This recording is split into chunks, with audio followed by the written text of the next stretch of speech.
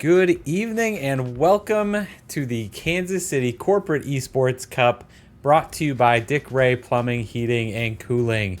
My name is Devin, and next to me with a brand new angle tonight is Dr. Spirit Bear. Welcome. Okay, don't say anything because I just realized that your audio is not coming through either. Again, just like I was at least paying attention this time. Oh, what? It's still not working. What? Which one is it supposed to be? Oh, okay. That one, I think. Try it now. Hello. Hey, he's here. All right. Yeah, we did it this time. We got it.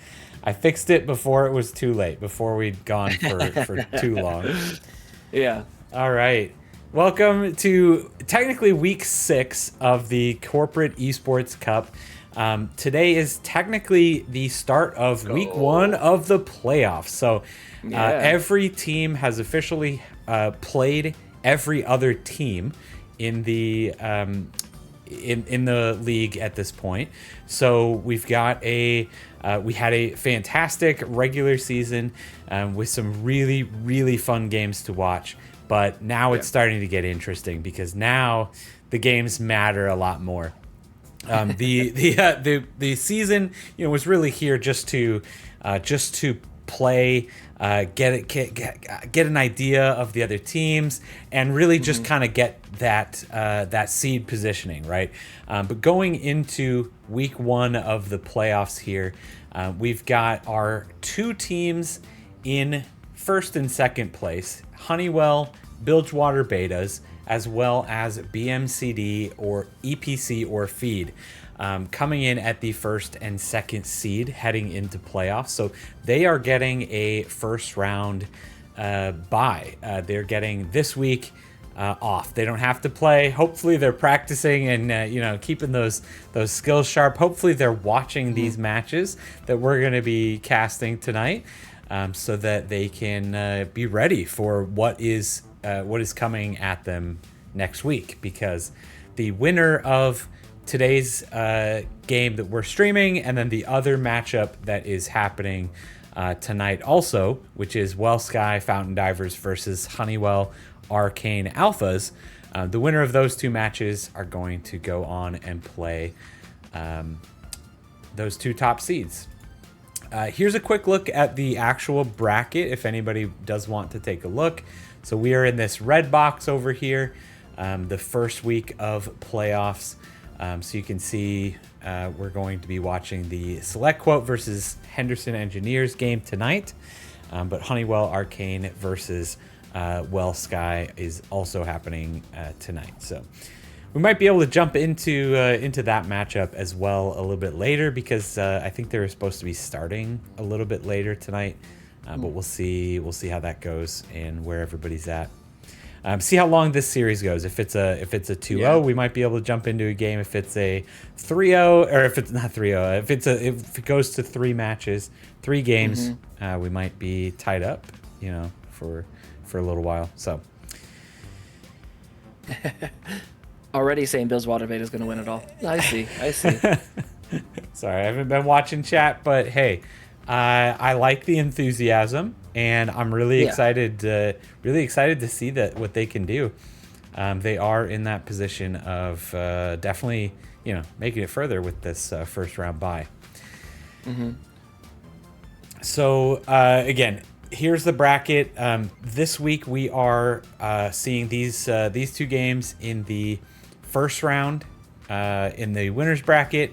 Next week we are going to be playing 2 more games in the winners bracket, and then the following 2 weeks we'll be watching games in the losers bracket, and then we'll be alternating winners bracket on July 16th, the losers bracket on July 23rd, which leads us up to the grand finals on August 1st, which are going to be held live at UMKC. So this is where it really comes down to the games, because no longer can you lose a match and just be okay with it.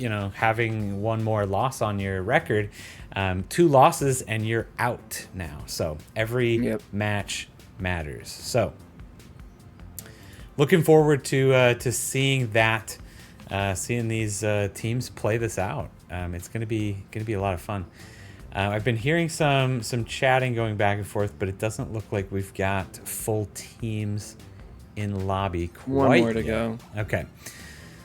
So I did fun thing we talked about, I think last week and throughout here, is we've been keeping track of all of the stats coming into this season and coming into the playoffs. Now we have a full 5 weeks. Every team has played every other team, and some really interesting stats I wanted to break out here. So congratulations first to Rock MT64 from Henderson Engineers.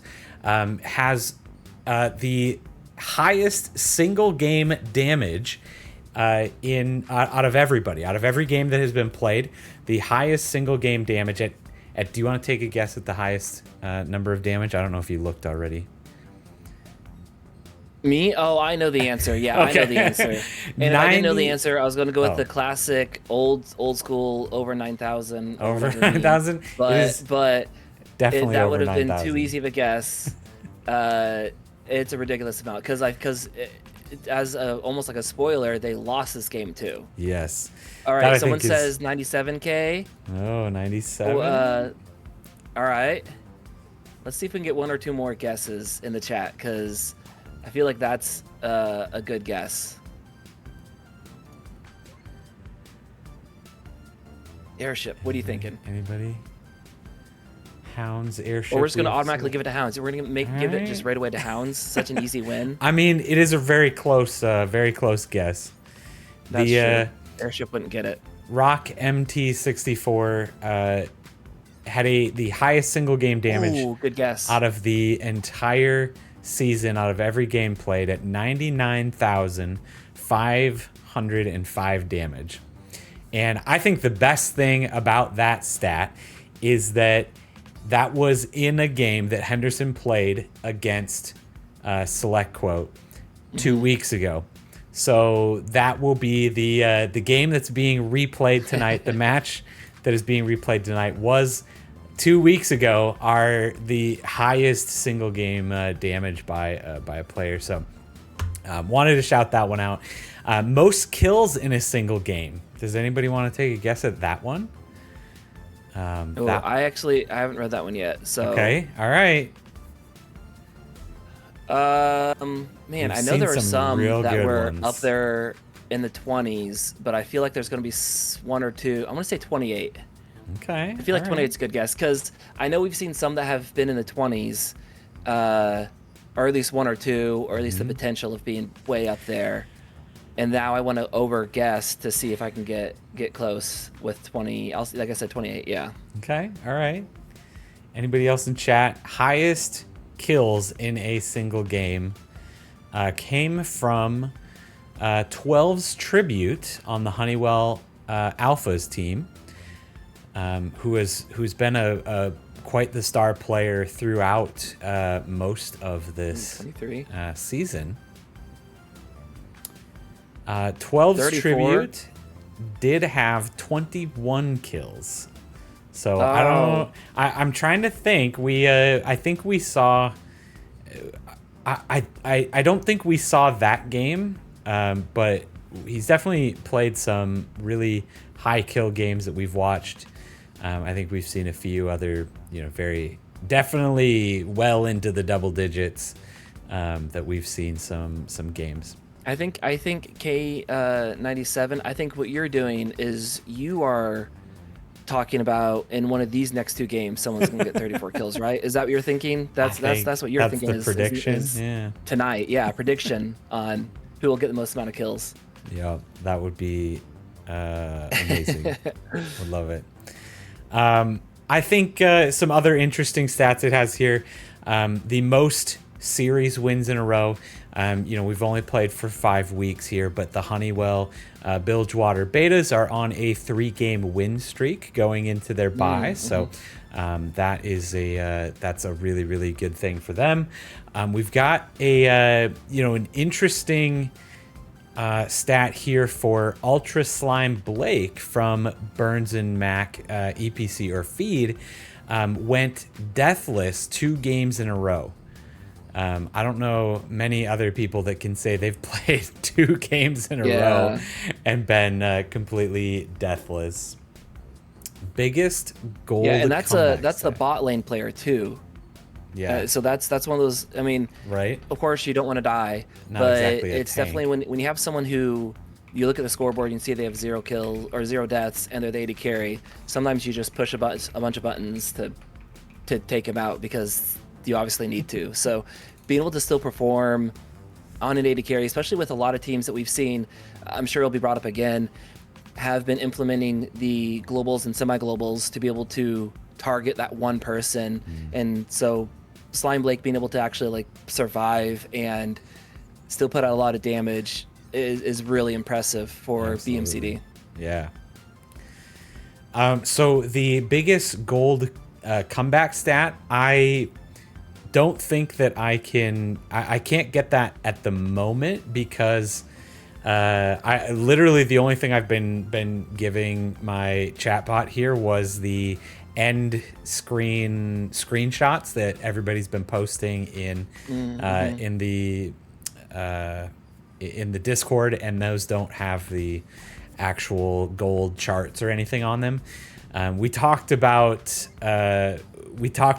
trying to link up the league API, but unfortunately I haven't gotten anything like that set up yet. So maybe I'll get ambitious and set something like that up, but there we go. Unfortunately not at the moment. So couple of other real quick stats here. We did have the best KDA out of the entire season. Goes to Spoofhound 3 from the Honeywell Bilgewater betas. KDA of 6.2, which I think is pretty solid as well. And again, mid laner being able to really utilize some of the, especially Ahri and Lux, like some of those champions that can really just kind of start snowballing and taking control of the game. So really, again, leaning on Spoofhound to make plays in mid, and then it just pays off when you have a great KDA. Yeah, absolutely. Couple of other things to note about this game and the game that was played between these two teams 2 weeks ago. Couple of other really interesting stats, I think. So the first game was extremely explosive. SelectQuote won in just over 26 minutes. Very quick game. But we had Little Capri Sun, who is playing top lane, debuted deathless 9-0-14 on Xinqiao. Lil Capri Sun is going to be playing tonight, so we're hoping to see some of that same kind of KDA action going on there. Parthenax also had 13 kills on Caitlyn in that game. Just some absolutely crazy numbers. Again, the one of the wildest things, though, to me was still the almost near 100,000 damage from Rock MT64 in the second game against SelectQuote, winning in almost 40 minutes. So it was a much longer game, much longer second game, and that's where that damage is coming in. But very interesting to see. And so speaking of interesting too, I'll be interested to see, because it looks like Lil Capri Sun and Jeppy D last week played different role. Like, I think they're switching. I think Jeppy D played top last week and Lil Capri Sun did jungle, but then jumping in here when we were at the lobby here, it looks like Lil Capri Sun is set to go to top lane. At least that's what I've selected. So I'm excited to see if what they do with that. I mean, because they both share a lot of same champ pools, it looks like. So maybe there's something on the other team on Henderson that they feel like is a better matchup for that. And these bans are coming out real quick. We see Tom Kinch taken out against Mufan, because really enjoys playing that Tom Kinch. I think that's a great ban Fiddlesticks is someone that Jeppy D likes to play, and Asol, again, focusing on Morgan and mid. I really like the Tom and Fiddle. Asol's good too, sure, because he's comfortable with it, but those are two champs that you probably don't play against a whole lot. And so banning these two champions who someone's really comfortable on, that can play well on them, and that you maybe used to playing against, is a great strategy to try to give your team an edge to make things a little more even and not get out of control. Yeah, absolutely. So the bans have officially been completed. We're waiting for the first pick coming out from Henderson Engineers. And something that I think we saw played on that in week 4 was that way. Very, very dominant from Pi Gordon, wasn't it? No. Yeah. Okay. Yeah, I think it was Pi Gordon. I think it was. It's yeah. Well, and I like the Xerath ban too, because Pi Gordon does enjoy some of the champions that you can sit back and play safe, but also still cause some damage. And if I remember right, did Xerath, maybe someone in chat can confirm or deny and tell me I'm wrong, which is fine. Did Xerath get a buff recently, or there's something that I feel like I've seen more attention towards Xeraths? So I like that ban as well. And then SelectQuote picking up the Smolder and Lux. Lux technically can be a flex pick here, so I like that being picked up right here, so they can be able to see if they want to stick with the Lux going in mid, or if they want to, if Mufan wants to take Lux bot, because that's pretty good too. But the Malzahar is unexpected for me. That's interesting. Apparently Wei is flex pick as well. Well, let's just call them all flex picks, you know? Yeah, I mean, Smolder in the jungle. Let's just do absolutely, it. it could be. Cowards if you don't do it, I guess. To me, at this point, when I see the Wei come out and you have Pi Gordon on the team, I assume that that's going top. Pi Gordon has top selected in the client, so I imagine that he's probably taking that top. Mid, Pretty Flacco. Interesting though, because I know I've in research I've done before, Pretty Flacco has done topside in the past as well, so that's interesting. Okay. With a Galio pickup here, which most likely is showing that Lux is going to go to bot for Mufan. And Galio, I feel like Galio's a good pick when you see 3 APs on the other team. Yeah, absolutely. So we'll see if that gets out of control and they just can't damage at all. Yeah, and again, not only do you have that extra magic resist on Galio, but you've got the global ult, something that has been 100% has been such a impactful thing here in the corporate esports cup. I'm also going to call the Shaco ban. That's fair. I might call out SelectQuote's last ban might be Trundle here, to make sure they can still go someone beefy and not just have those stats stolen immediately. Because if you can go beefy here with your Galio and you have 2 people who can't hold off, all right. But if you have 2 people that can't be taken down, then Hwei can poke and Malzahar can throw out their damage over time, but I don't think it's going to stop them really. And last ban, I'm not sure who it'll be. It looks like they're going to keep focusing on the jungle here. No suspense. Yeah, I was going to say we got a couple seconds left here. Let's see who it's going to Yeah, they've taken their time on these last 2, which I think is showing like just some good deliberation. Talon also, yep, there it is. Making sure that they can't just get out of control. JPD can't get out of control. And did we see the Talon played or at least banned when they were playing? If it wasn't banned, I don't think we've seen it played, but I definitely have it in my notes as a comfort pick, someone that they're really comfortable on picking up. So it definitely is a good ban. Wukong was the last one on my list that they could choose besides Aramis, but again, we're seeing 3 APs. You probably don't need to choose Ramus into that team just yet. Yeah. Welcome into the chat, my good Irishman. We have not started yet. We are in the first pick and ban phase of the first game tonight between SelectQuote and Henderson Engineers. So stick around, and we are getting, as we get into game number 1 here. Oh, there comes the Trundle pick, just like you called it. I could see that just being enough trouble to sustain, to make sure the Galio can't tank it all up. Yep. You throw your Q debuff onto Wukong, that can just spell out some damage, or just a lot of trouble. So we'll look to see the top side Nasus gets picked up. Okay. Now, last time we saw Nasus get picked up, we did see a Teemo, and so, and if I remember right, the Teemo was so annoying at the beginning, but they came back and did they come back and win that one with the Nasus? I feel like the Nasus was definitely still relevant in the game. I don't remember if the Nasus won or not. Definitely still relevant in the game. Yeah, there was some good pop off I remember happening. Ooh. Looks like we got a Cho'Gath. Okay. All right. Well, that gives Trundle a couple of really good choices for who to alt. That also, I think the other thing is Trundle just needs to know where Galio is going to be going at this point. Yeah. But I think you're 100% right. That's a super solid jungle pick. Really like that into this team. Ooh, airship.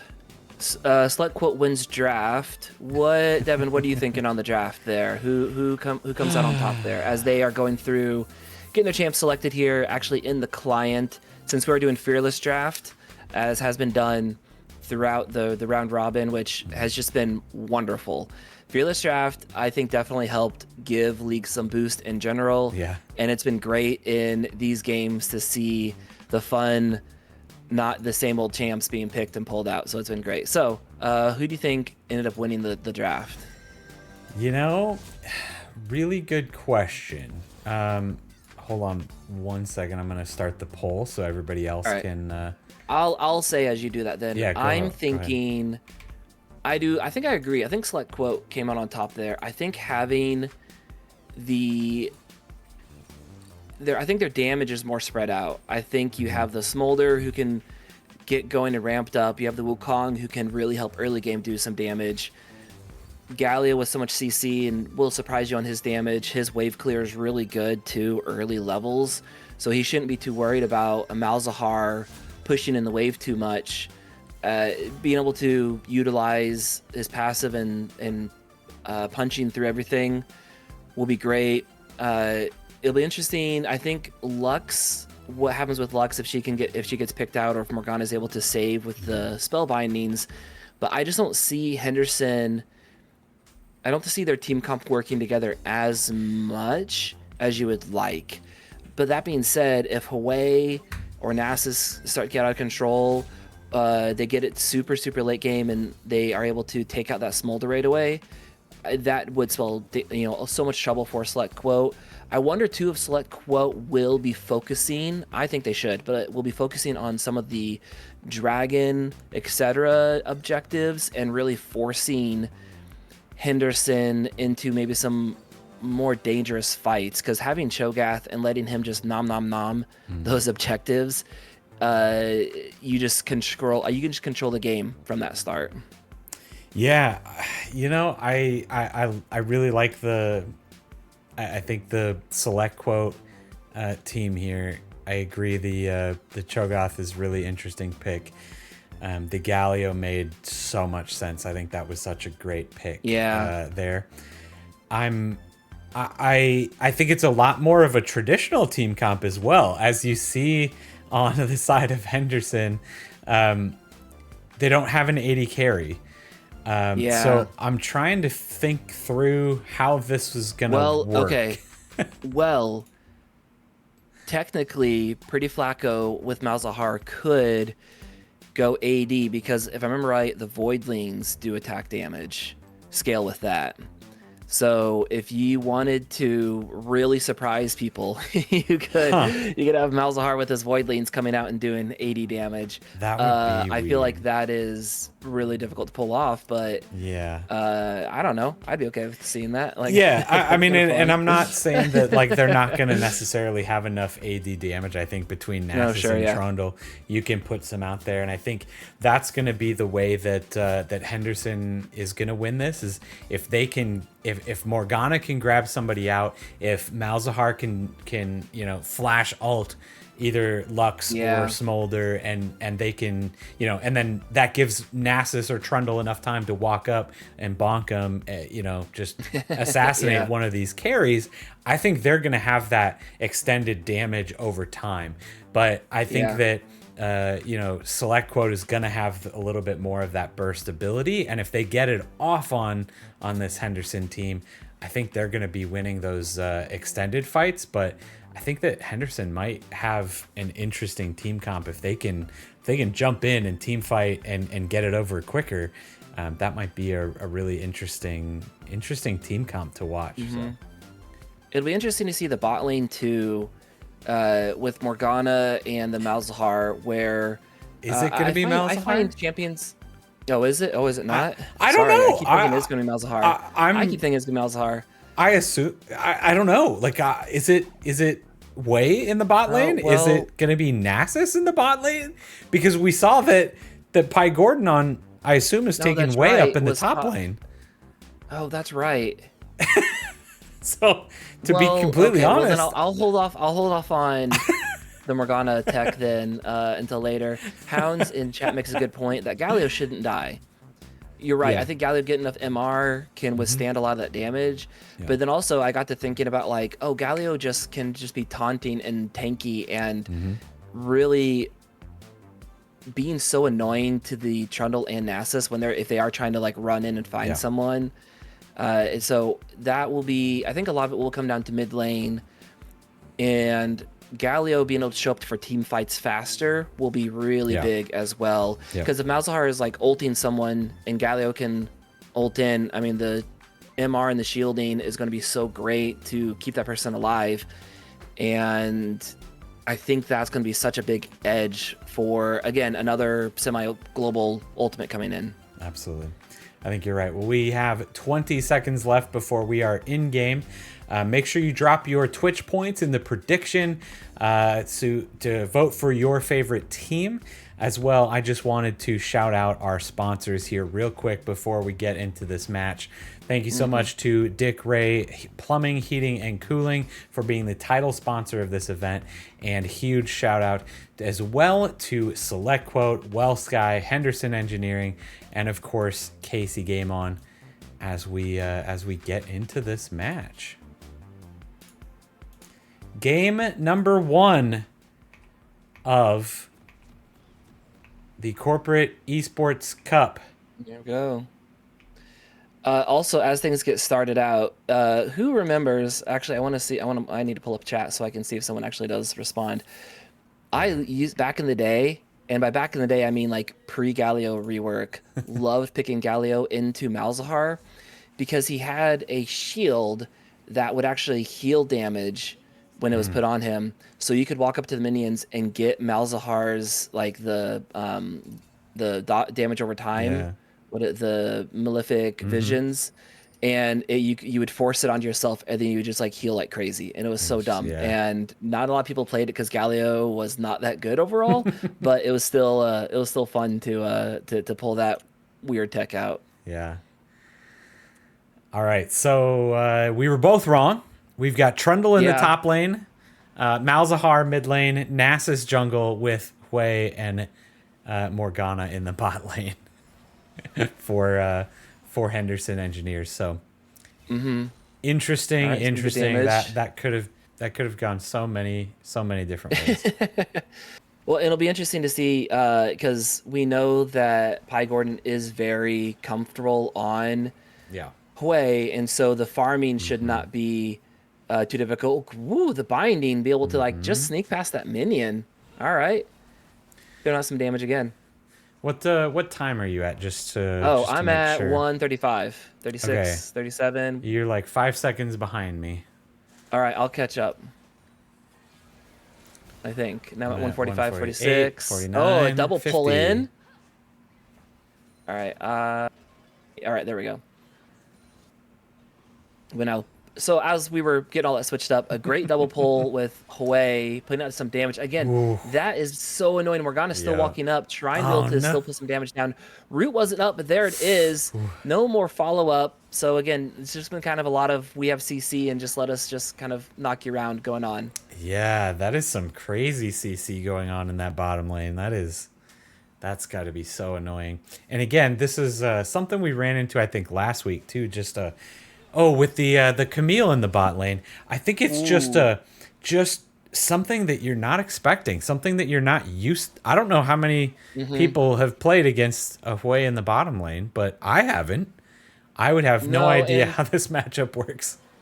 well, and I think the matchup will really come down to just making sure you survive and get the farm for Yeah, Smolder because that's what you got to do originally. sure. And Hue is going to push your lane in because of just the AoE that everything has innately. So just making sure that, okay, yeah, I'm going to get pushed in here, but as long as I can just not get bound or hit up by anything like that, I should be okay. With that damage coming through is huge. The shielding is going to have to be on point for Lux.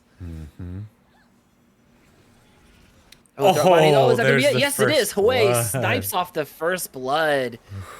Downtown, again, that comfortability on Hue, Yeah. knowing where Lux is probably going to be, seeing some of the binding maybe coming forward, knowing exactly where to go with that. And even again, just so much damage Yeah. from both of these annoying bot laners right now. Yeah. But that's how it's Smolder. going to go. And like something else to point out too is that Hue, why are some champs usually taken mid way more than bot lane? Is going to be because they need that experience to get going. And Hue is also one of those champions that really would love to just keep having that solo XP in order to uh, get to the damage thresholds.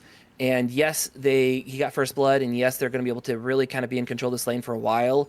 Smolder is okay with splitting the XP, and Smolder is going to be okay with not leveling up as fast as a mid laner could, whereas that will be rough for Hue. Yeah, absolutely.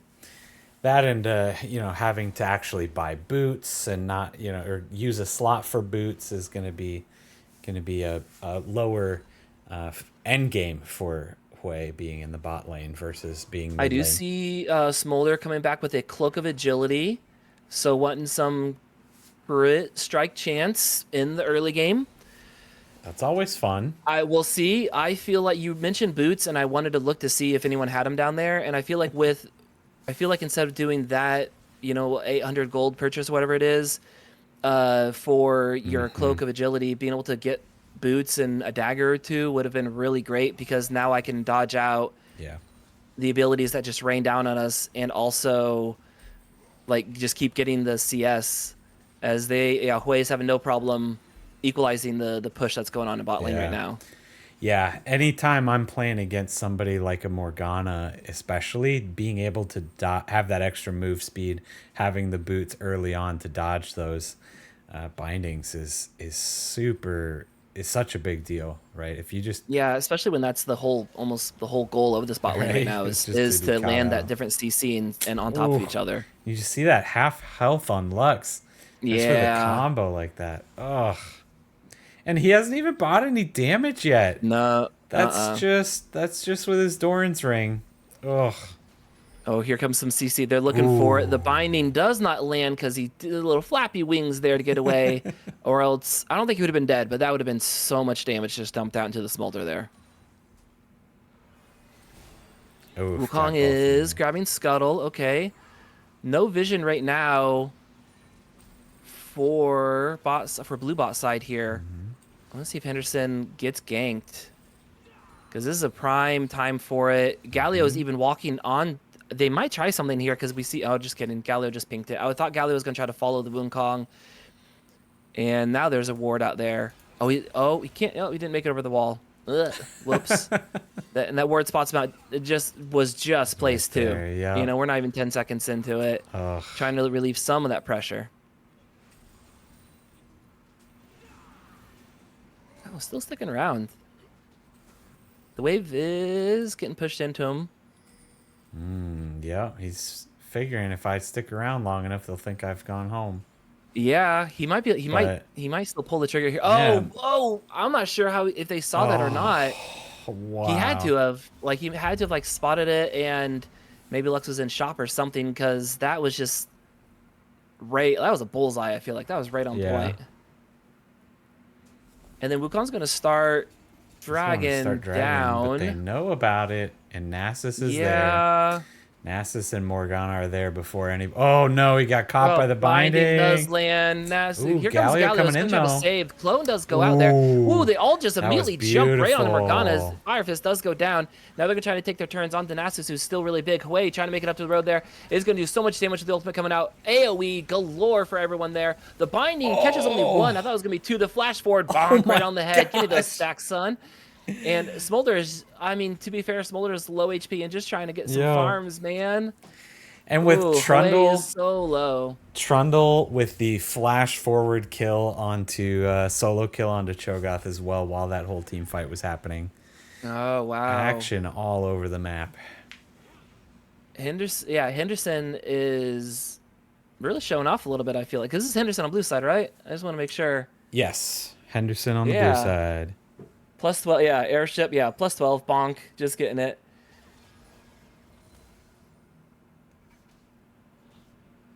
Time call. Yeah, Hounds is saying SQ win game 1 at 33 minutes. You know,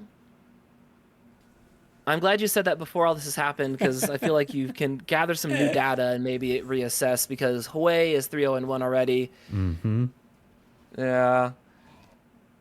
I think a lot of the what really went wrong was Lux just kind of getting caught out there with being killed off, but then Wukong tried to gank bot, didn't work, and said, "Okay, now I need to take dragon. I need to make this worth it," and then just kind of just pushed it too far. So we'll see. I think they had a good idea on the fight coming through, but also just the positioning of Smolder. Hey guys, I'm real low. Lux just got killed. Maybe not try to take dragon. I think is going to be what you need to do there, but we'll see. Oh my, like Huey. Okay, I thought he was 2 levels up, but he's an entire level up. Smolder just turned level 6. Binding not finding it, and it's just that little poke was just still so much damage.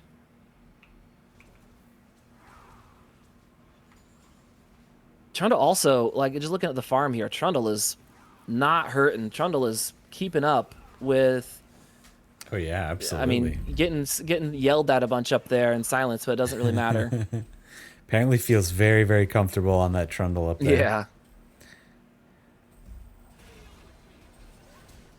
Oh, we get the bot lane. There's a flash out from Lux, but that damage over time is going to be so big. They didn't. Oh, she missed it. She dodged it. They're going to keep chasing. Wukong is here. He's going to jump in. They don't see him quite yet. They go so much into the Morgana. I think they just needed to target the Huey to get that shutdown gold, but they do take out Morgana in the end. Ooh, Huey looking to still poke her off. It happens again! Oh my goodness. Just downtown, hitting all of those. That is insane. Why does Pi Gordon not play Swain? Because I feel like that's a similar thing, and he's obviously good at that. But wow. Hitting it from all the way down there again. I think that's 3 times landing that onto the Lux. Yeah, that's rough, and especially because, like, at some point, what do you do for that? Again, you can get boots so that you can run out of it faster. You just have to, get better at seeing it, dodging it, running away. But I think you're right. I think too, like especially the last 2 times where Lux has been like mid blue pill going back and still getting picked off. I think Lux has to say, all right, I gotta stop. I gotta not be in shop, or I have to make sure that I'm ready to click. Yeah. Instantly I see that appear on my screen. Like I gotta make sure I'm totally focused because Huey is coming back already with the Blackfire Torch, and I think that is just going to just start to completely take out, especially the Lux, who has nothing really to help her defensively wise. Spotted out Lux there too. Nasus, nope. All right, Smolder at least gonna be coming back with boots here, so he's gonna be able to. All right, fair enough. Make There a few you go. more of those dodges. but Ooh, also coming in, we're gonna see he's Galio a going quick going taunt for and it. then knock up into it. Yeah, that's just really Oh, putting down all the damage. yeah, lots of damage there. But Malzahar has TP, so Malzahar doesn't really care. And this dragon up, you can see everybody going around there for that vision, trying to get in, Yeah. making sure that it doesn't get. They at least get a contention versus when last time was a good team fight. We had a lot of action there for dragon. So Long looks spend a lot of like time in bot side, but I think that's where a lot of the help is needed, especially like you were saying, everyone's posturing around this dragon right now. Malzahar didn't go back. Malzahar, I think, had perfect opportunity to go back here, and I think if there's a good push or a good control, at least of vision, that we are going to see maybe a successful start of dragon for SelectQuote. ooh, they're starting it, but There they are. They're everybody halfway from through. Henderson's They're already just charging there. down. Ooh. Wukong trying to figure out where to go. Does have ultimate. The flash forward, but great black shield coming through. But the flash out also suppressed down. Malzahar trying to do all he can and making sure that they don't get any further. But they just keep taking him down. We're going to see if Pi Gordon is unstoppable, just laying out damage to the backside. The flash forward from Nasus. He takes down the Smolder. Does not actually land on the backside there. Galio is trying to run away. He's going to be a successful pop blast. It does get going there, but he's just getting slowed down to flash away so that he doesn't get picked off anymore. Cho'Gath doing what he can top side, but that was such a huge fight for Henderson. That is so rough to see. Yeah, I mean, 2 for 3 in favor of Henderson, and they do end up getting the dragon out of that. So I think they did come out ahead, but they were probably hoping for Yeah. just a little bit better out of that. I would imagine, but getting a couple of equalizing kills onto the side of SelectQuote is definitely a good thing for them. Being able to get a couple kills on the board just for even morale's sake at this point. Yeah. Well, and yes, they're down gold. It's not a ton at this point, but still being like the towers aren't being rushed down. No one's just completely running away and breaking open the map quite yet. So we still have time for SelectQuote to scale up and help that Smolder really just start to pop off in team fights. Yeah. It's exactly what I was just thinking too, is at this point. Oh, let's look at stacks. 309 stacks on Siphoning Strike for the bonus damage. So that was a lot of bonking. That's a lot, yeah. At this point, I think, we're going to see SelectQuote start to come back a little bit, like you're saying, as they start to scale. You're going to see their team comp kind of come alive a little bit as some of Henderson isn't able to just instantly one shot. I don't think this team. kills. Oh my gosh, it does, because he got hit by the extra the bomb from downtown. I thought I have my spell shield. I'll at least be able to tank up all this all in, and he just threw it down. All that damage out there. Where did that? Oh no, another binding. It just got spawned. Okay. Oh, Wukong jumping forward. Oh, a panic Morgana ult there. Oh, man, I was ready to call it again. I was ready to just give this guy a Steph Curry jersey from all the downtown. Oh, there it comes! There it is! He's not done. He chased him down. Oh no. Galio calling out the ultimate is up really soon, so we're going to see Wukong jump in there. They know there's the ultimate not going to go through, but the binding and the flash away just leaves them out, and they can't even chase down now. Wow, just some really, really good play going on from this bottom lane, I think is really what it comes down to, too. I don't know how many times you could do that in a row, how many games in a row you could play this bottom lane and it still be effective as it is. But it is definitely working right now. They're landing all the skill shots that matter. I wonder if Lux, if they would have been able to, if they wanted to switch out from Lux maybe to a different champion, if they knew this was going to be the lane, because Lux has been, I mean, yes, picked off some, sure, but it's really just been the inability to truly protect Smolder or someone else in the middle of a team fight that has caused a lot of difficulty. Trundle might just take down Cho'Gath on top side to get screamed out there. Cho'Gath has the ultimate, but we saw Trundle use it earlier. So if Cho'Gath can land out some quick little bursts, Maybe we'll see some eating there. Oh, the healing is just so dumb. Trundle. it's it's a lot.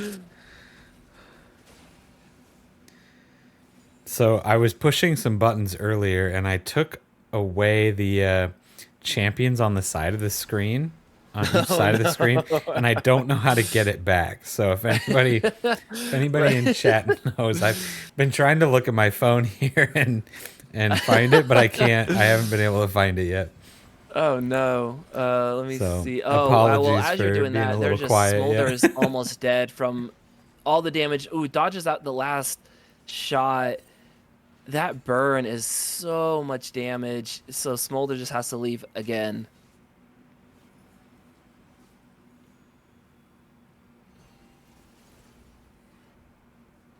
Cho'Gath, again, a good point was Cho'Gath was able to do a lot of damage to this top tower when they lost that bot fight. Trundle, though, is popping the ultimate, is trying to chase down. Oh, Lux is dead again. Sorry. Legend, Pi Oh Gordon's no. legendary now. But top side, ooh, great knock up from Cho'Gath. It just slowing down the Trundle, at least for a little bit. Enough to live. I think if he didn't land that, I think Trundle would have chased down and got him. And we're seeing the pop of the Herald going mid. And they might try to pick up this dragon really soon, too.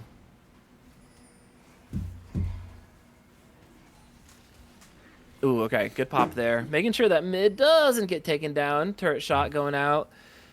Making sure some warding comes down. Some good communication from Henderson. Lux trying to come in and get some vision Ooh. back, but it's too late. Drake is already gone. That's 2 for them. Lux is way... Oh, runs Oh away. No no. boots there and still survives. They do take down the Trundle's top side as I think a fight is going to Yeah. continue bot side. The double binding comes Oh. out, but it wasn't enough. Evo gets the kill and sits at 450 stacks for Q, or at least the bonus damage, rather. Yeah, I think top lane there, Trundle was just forgot who they were playing against, or forgot, or didn't realize that that Cho'Gath ultimate was up already, because Didn't realize how delicious they tasted. yeah, Trundle was just going for it, Oh, I and a feel like quick ult. Galio's going to turn around on this one. Yep, Oh, there it there it is. The is. knock up, so much CC. There's the ultimate making sure, and he's posturing, trying to make Two sure. Does flash flashes. forward. Is the little tail end? It does, actually. Woo! Good positioning. Jeppy D making sure that they stuck to that bot side towards the tower, knowing that Malzahar was probably going to try to flash away, which gave him the chance there. But Hwei just comes running in, pulls him back. The Galio's going to try to jump out. Ooh, the binding was trying to predict where the Galio was going. It doesn't actually land, but Firefist gets So the much kill damage. with the blast coming up from Hwei, and then just throwing out the extra damage with the puddle underneath, just slowly taking him out. And that Tormented Shadow barely got the kill. Let's just be honest, barely got the kill, but still, Barely. a good kill. Did nonetheless get the kill. Oh, that's so frustrating to see all that CC coming out. Great job with the Merc Treads being picked up, because that is just so needed Oh yeah, against this team. very beneficial Ooh, against some this knock team, I up, some think. damage. Oh, the heal to make sure they didn't get hit by the binding. I don't think it was going to hit them anyway, but healing to make sure it didn't happen. Oof. All right, so we've got 2 turrets down now for on the side of SelectQuote, 1 turret down on the side of Henderson Engineers. But gold is honestly a lot closer than I think we would usually expect for what seems to be a very, very strong showing from Henderson so far. So definitely, I don't think that SelectQuote is down and out here again, especially as you get this Smolder, some farm.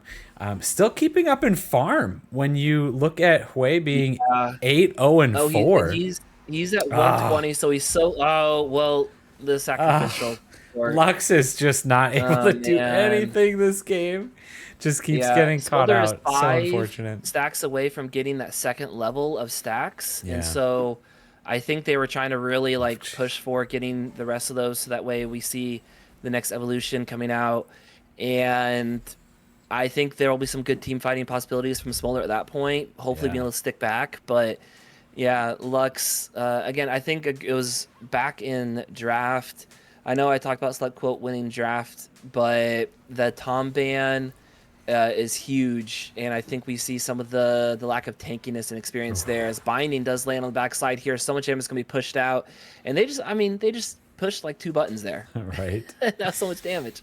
So you see both Cho'Gath and Galio both building towards that Thornmail, which my first initial thought was interesting when all the carries seem to be AP focused, but I'm guessing that their plan is a little bit more of the let's go and assassinate some of these AP carries.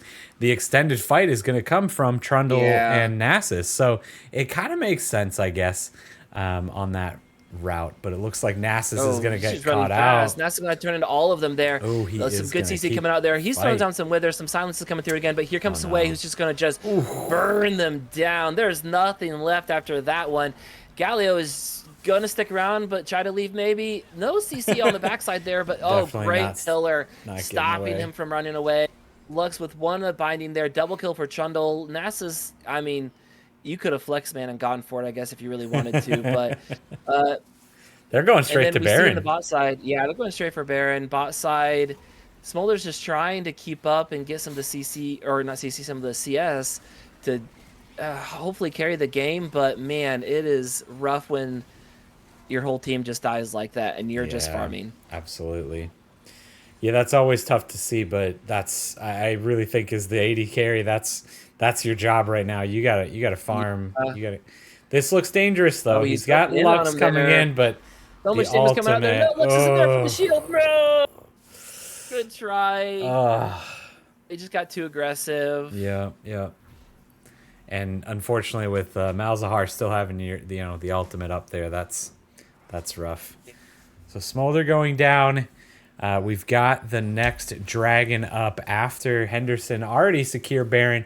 They are heading to that dragon to secure their 3rd dragon of the game. Trundle being Wukong 3 levels ahead. Great pillar. Octoboot making sure that they are showing off a little bit with these pillars lately. Lux wasn't too far off on that, you know? Yep. You gotta try. Yeah, Cho'Gath is getting scary tanky at this point, but does he have enough? Okay, Trundle's gonna get away. Yeah. And Cho'Gath has seven feasts, so we need to see some of that because and they've utilized all of the 6 out of 6 that you can on minions, and one's on, and so we got to see some good coordination from the team. Ooh. And the flash. The Wither, Smolder trying to get away with the flash too. Is it going to happen? Here comes one bonk. What's it going to be? About a quarter of the health right there with just 1 Q. Calls mom in. Give me a band-aid, mom. That one hurt. The big bad meanie doggy bit me. Like, help, mom. They're going to keep chasing here, Wukong? Maybe? Smolder is at 163 stacks just for that check. Yeah, still has a ways to go there. Another Smolder stack check. Yeah, still a ways off from that 225 right that they need. Ooh, Wukong hanging out in that bush right there. Yeah, but does not have the team back up there, so he's not going in on that. Yeah. So earlier, I mentioned that I was thinking, good steal there. I was thinking that SelectQuote would try to utilize Cho'Gath in controlling the objectives, but it is soul point for Henderson, and Cho'Gath is going to get collapsed on here from both sides. And there's the Wither. The health is just melting, and no one's going down except for the Cho'Gath. Yeah, there's you can be tanky, but I think at this point when you've got this much damage coming out, especially with the Trundle ultimate, you're not as tanky as you think you are. Yeah, Thornmail didn't do much there. Yeah. Gonna go fishing. Is Morgana try to fish for a binding here? Just clearing out the ward. Oh, the tower is just disappearing. Oh, there's that binding. Not doing a lot to Galio. Wukong trying to find them on the backside, but there's so much damage as they just throw out all the buttons to try to help out. And Wukong just is not going to give up, but he should. He's dead. Victorious Evo with the kill. Again, you're at this point now where fancy flash. All right, I see you. I think at this point, Oh, you good know, flash. if you're Wukong, Oh, you understand no. that the game is over, so you're just gonna try something. You've got your Yeah, flash, you've the got your call was ult to go up. in. Yep, you might as well The way try he it. pulls him But back in. everybody Cho'Gath is from not long for this world SelectQuote either. going Double kill, another down. big bonk. Here it comes. Triple kill. And that is Oh, an man. ace for Henderson All Engineers right, here at chat. I'm going to say 27 this. minutes. I know you're going to roll That's your eyes. your fault. I know you're going to roll your eyes, but who let the dogs out? Because Cho'Gath, or because Nasus was just dunking on that Cho'Gath too. Game over. 27 minutes and 15 seconds. Game 1 between SelectQuote and Henderson Engineers is Airship, did you really bet all your Tana over. points? All of them? Oh, no. Oh, And no. the Thank you, Casey at Game On Official. I feel like if the Casey Game On Official channel repeats my bad joke, my bad dad joke, I feel like that it's all okay. so that game was about a minute longer than the previous game that they played, previous first game that these two teams played last week. So as far as historical perspectives go, they SelectQuote did last a little bit longer than the previous game, but still a pretty rough first game. Yeah. What needs to happen here? So the good thing is we're not going to see Wei again. That is part of the Fearless draft, right? We don't have to worry about that anymore. But what else does SelectQuote need to do at this point to actually make things happen, to make that a little bit better of a game, to have a chance next game? I think, and I'm gonna roll off of what Airship said in chat. I think that their only win con was the win fast. They didn't let Smolder come online.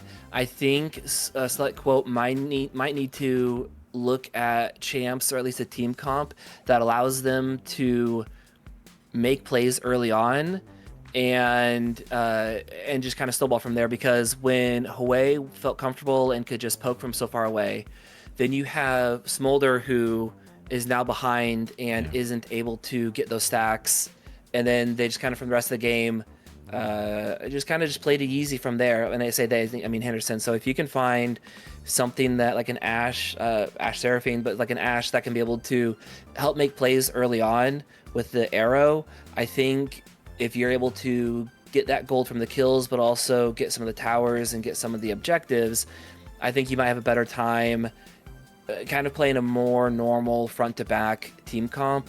But like you said, there's no Hwei, there's no Malzahar, the Morgana's gone as well. I know Morgana is a comfortable champion for Fire Fist, so it'll be interesting to see what champions are let through. I bet we see the Tom Kench ban again as just a great favorite. Thresh is one that I know is going to be contested for Mufan. Do they let Mufan play Thresh and be comfortable, or do they ban that out as well and try to push Mufan onto something that's going to be a little bit more needed more some of the positioning and not as tanky? Yep, Tom Kench first ban, and then Viger on the other side for SelectQuote. Absolutely. I have a feeling we're going to see some of the same bans here, at least from Henderson Engineers. They are playing on the same side. Yeah, they're same. Yep, no swapping there. That makes it so much easier for me to pay attention to what's going on, so I'm okay with that. And we're seeing a run back on bans there. Yeah, I think that's going to make sense. Because, again, from the side of Henderson Engineers, you don't need to change anything, right? Everything went perfectly to plan. And from the side of SelectQuote, you think about that first game. What do you do at this point? Who do you try to ban out? Are we going to try to ban out the bottom laner? Who is the bottom laner? Is it going to be Pi Gordon again? Who's it going to be even? Is it going so I think there's so many variables here at this point. Like, what do you even do? And how do you, I don't know how you plan for this next game. The Insta-lock Xerath. That was the third ban last time. Yep. Insta-lock it in. Do we see that going in mid? or bot, or sure, let's just throw out top because who knows at this point, you know? It could be bot lane, it could be support, it could be Yeah. mid, it could be top. I don't know. Jungle might be a little bit rough to start out with, Yeah. but you know, it's probably possible, right?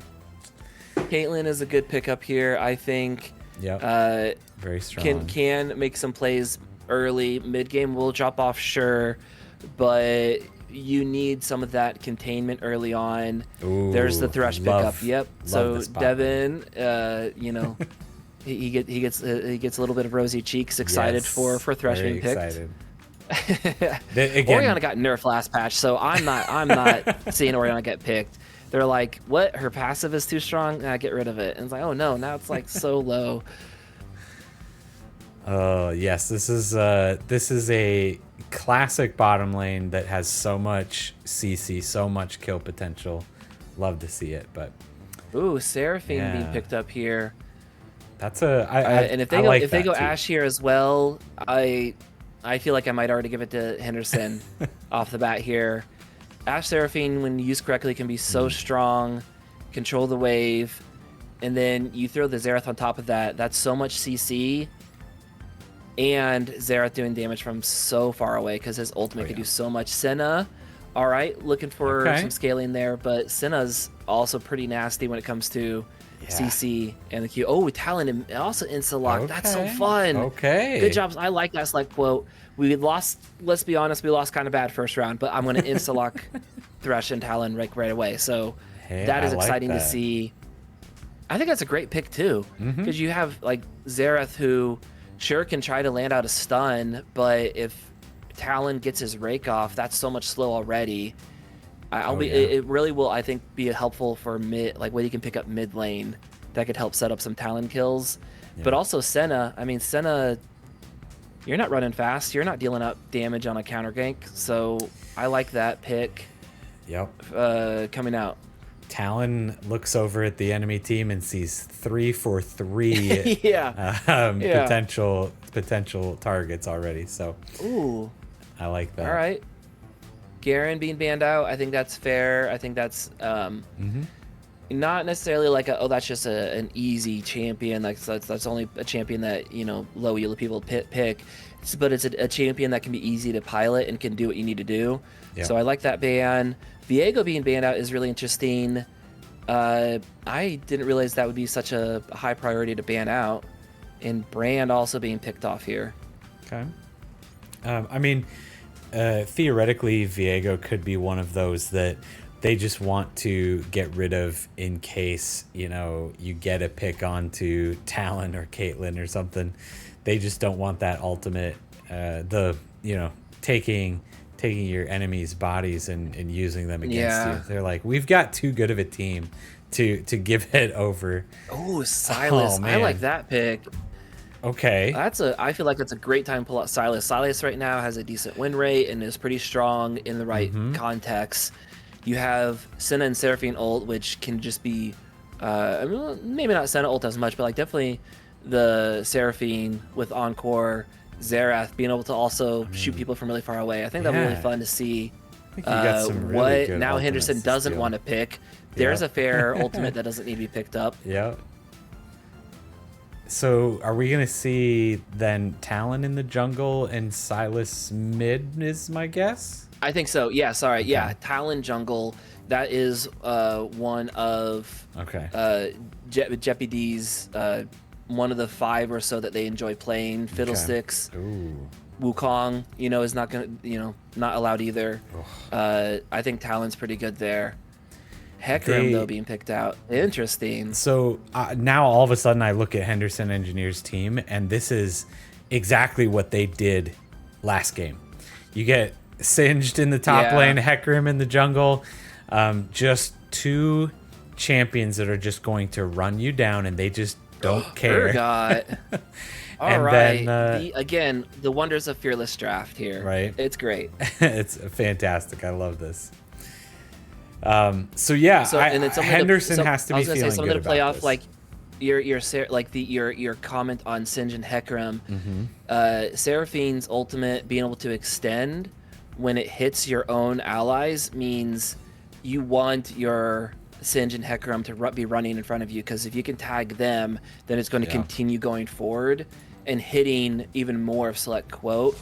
And so I really like those picks of, like you were saying, that we're just going to just like charge at people, and we can flip one person over, we can fear some people apart. But it'll also be interesting to see Urgot. It's been a while since I've seen Urgot come through and picked.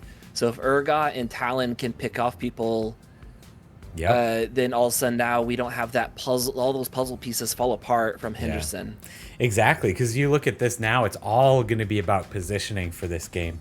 Talon is going to be trying to get behind, and all of a sudden you have your two tanks just running in as fast as they can, leaving your carries just in the back to just, especially like super immobile carries, like very, very immobile carries you've got here. And they are just ready to be taken apart by Talon. So this could go either way. I'm really excited for this. I don't know. Do we want to call a winner out of this draft? I mean, it kind of backfired last time. I think I'm still, well, yeah. Oh my goodness, I am still like 1 for like 8 or something, aren't I? This is so sad, and it is so frustrating. Because I was just about to say, I think I'm gonna give it to Henderson this time, and now I'm afraid I'm just gonna jinx them. But I just think again, looking at Henderson, I think they're, especially after last game, but like their ability to, I think with Seraphine and Senna bot lane, that will keep them really safe. I think being able to heal and shield, I think they'll be able to keep themselves fairly safe from all of that. We saw Thresh earlier in the season, just pop off and land like every single hook. So if that happens, then that's just going to be over, especially if they can land the trap on top of it.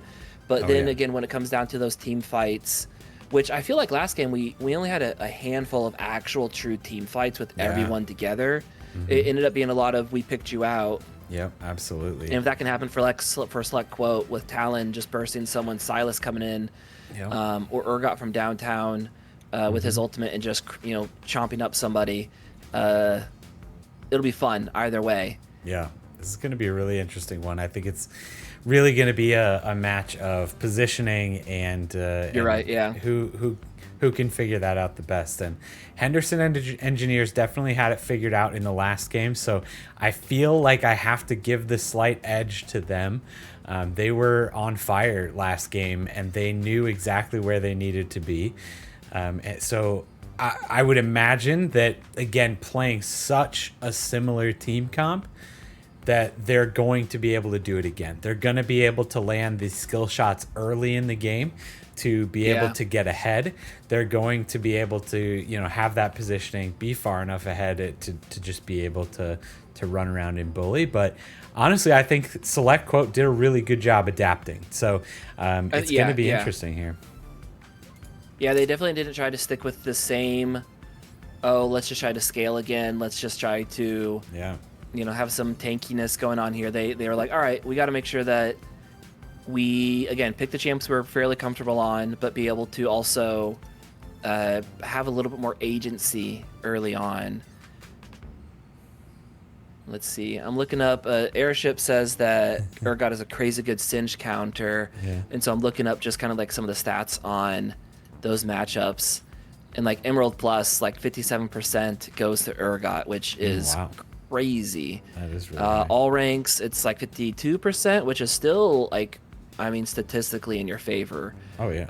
So I think, it definitely will come down to, did they pick Urgot because, I am comfortable with this champ and can play against Singed, or is this oh man, I can't play Malphite into that. What else do I feel like? What else can I do? What else can I pull out? So it'll be interesting to see, what they can feel like they can do, because it's just something else too, because that's a little Capri Sun that's up in top lane, right? Was that little Capri Sun that was in top lane last time? I think so. Yeah, that sounds right. And when I was looking at little Capri Sun, champs that they play are Trundle and Wukong, which are also gone. So we're kind of already out of some of those more comfortable picks. So, because I know that's a trap that people can fall in. Oh, this champion should do good against them. I've played him once or twice. Yeah, and definitely something that we've talked about in the past here is that sometimes, again, when we're not professionals here, when we're not playing 12 hours a day, getting comfortable on every single champion, sometimes it comes down to comfortability versus actual lane Yeah. matchup. Because I bet you if we looked up, lane matchups between Wei and Smolder, that it probably goes normally, to Smolder, it would be my guess. Yeah, if there's But even enough data for that. right, but the comfortability of picking the Yeah. way, I think is really interesting, and just the the shakeup that goes on there. But either way, heading into game 2 of this matchup here in week 1 of the playoffs of the Kansas City Corporate Esports Cup, brought to you by Henderson Plummet. Oh my gosh, Henderson. Dick Ray Plumbing, Heating, and Cooling. Thank you so much to all of our sponsors who are part of this, which it does include Henderson Engineers, WellSky, SelectQuote, and of course, Casey Game On. We are heading into the second game. SelectQuote is very interested in winning this game and extending this match, because if they don't, they end up in the losers bracket, and they have to at that point win every single game to stay in the hunt. The good thing is everybody at this point still has an opportunity to lift that trophy on August 1st when we do play at the finals. But coming back from first week, starting in the losers bracket, is not the way that most teams want to do it. Yeah. So this is do or die time. Not do or die. Do or be going down to the losers bracket for SelectQuote Squadron. So put your predictions in the Twitch chat. Who do you think is going to win, SelectQuote Squadron or Henderson Engineers, as we are finally out of this spectator delay and heading into game 2? Something else I was thinking as you were giving shout outs to the sponsors and everything too was there's no great we have the Hecarim Ultimate sure for an engage, but if Caitlyn can be precise on the traps, or at least like comfortable around objectives of placing traps in a certain way, unless they flash over the traps, I mean, Sin's just going to run right at you. Hecarim can run faster, sure, but like still has to run. And so as long as they can, as long as SelectQuote can make sure that the main ways of getting initiated on is just at least delayed, if nothing else delayed, that will be pretty big. Oh, I don't think you'll get the ward, but you can still sneak past that ward around red buff and around the chickens. So I think I got a little oh no, did you see that top lane? Nope, I was not watching.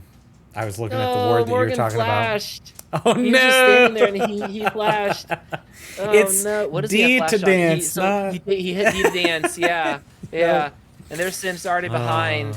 I mean, hopefully you wouldn't need flash this early on, but that's just also it just changes how you play early on too. Like if nothing else, you're like, oh, that wasn't great. Ooh, Silas was some good damage. Also, what's your timing at, so I can make sure I 122, 23, 24, 25. Okay. Sounds How are we getting messed up this week when we've been doing so well? I don't know. We're just like a few seconds off this time. It'll be way easier whenever we're live for the championship game. Gonna be a good time. Oh man, just the segues today are great. Also, just want to mention the amazing looking Thresh skin, the world's 2013 skin. One of my favorite Thresh skins. Have to mention it. It's a good one. Yeah, it's a good one. Thank you for playing Thresh. Appreciate you paying the stream toll and playing Thresh for us. It's all right. So some pretty normal jungling here. Red to blue for both. SelectQuote is pushing in Henderson, so I don't think there'll be a great gank angle here whenever things get said and done, unless Henderson tries to poke back. Because if they poke back here and they push out, Talon will have a great angle. But if they hold a lot of that AOE, and it's just gonna not be easy for Talon, I don't think, to get in here. I'm not super familiar Ooh. with Talon though either. I don't know how effective he is early Hook. Oh, levels. so Oh, close. that was so close. I feel like Talon, once he can get once he has the abilities and the speed to do a rotation on you Yeah. and get that bleed popped early game, it's a lot of damage for with how much health you don't have quite yet. Yeah. And especially with with how bursty it can be. So if your team could utilize how quick you can burst it out, then it's gonna be great. Hecarim is looking to gank on this top Oh, side. right there. Double ghost being picked out Oh there. my gosh, I the think double flips. ghosts are gonna have Urgot seeing some ghosts here pretty soon. That flash probably would have helped. Oh Beautiful man. first blood Oh though, going to Henderson yeah. Engineers. Ooh, and then we were looking Yeah. there. We saw Talon hovering to the top side of the chickens to see if he could jump over the wall with the Silas CC coming through. But it was a great job from Xerath keeping the right distance. And right in between the minions, he was able to land a shocking No, orb. so And much he's pretty damage. low, but he's going to jump He's forward. going He does get in. to pull back there. He's going to get a lot of HP back there. The flash does have to come out. I don't think he was going to die there, but he didn't have any mana, so maybe that was the right call. Flash coming Silas out bottom is lane still from pretty low. Senna as well. Hecarim coming in On the though. left They're side, because we see a re-engaging. gank coming out there. Some slowing, good route. Do they see Hecarim or not? I don't know. I if they do. feel like he came out far enough that they saw him, but I thought so too. deciding not No, to go there was, in. no pings or anything. Yeah. Interesting. Oh, are we gonna see a hook here? Oh, I was ready for it. I was ready for it. It's a lot harder when you've got two ranged opponents on the bottom lane. They're able to stay so much farther away that. Oh, there's a good angle there. Yes, it is. Oh, so the close. right prediction, because you knew they were gonna go, like they had to go down that way. They couldn't keep running straight because it's just a wall. But the damage is now being poured back out there now that they know it's not there. But there goes the CC from Seraphine. We'll see if they get to punish here, because Hook should be back up right now. Yeah, it's back up. Go do it. Go for it. Go. Good Piltover. I'm just waiting for it, man. He's playing cautious. I was ready to see some Devon Thresh plays out there. You know. The other thing you have to remember though is that both of your opponents there have some sort of heal on them too. Not only heal summoner spell, you've got barrier, but each of them have spells that can shield and heal. So you have to do a lot of damage to be able to get a kill down here in the bottom lane. So even if you do have that hook onto somebody, you gotta do a lot more damage than you're thinking. You're probably first anticipating. Yeah. Something of note too. As we're looking at the mid lane matchup, Xerath does have barrier and not TP. So I'll be interested to see if the Silas is able to utilize. I can push out. I can use my HP as a currency to push out and TP back, because we're gonna see a gank here. And Silas is going in, but he's not really going to live. Oh, he has a flash over. Is he gonna steal the ultimate? He steals the ultimate from Xerath.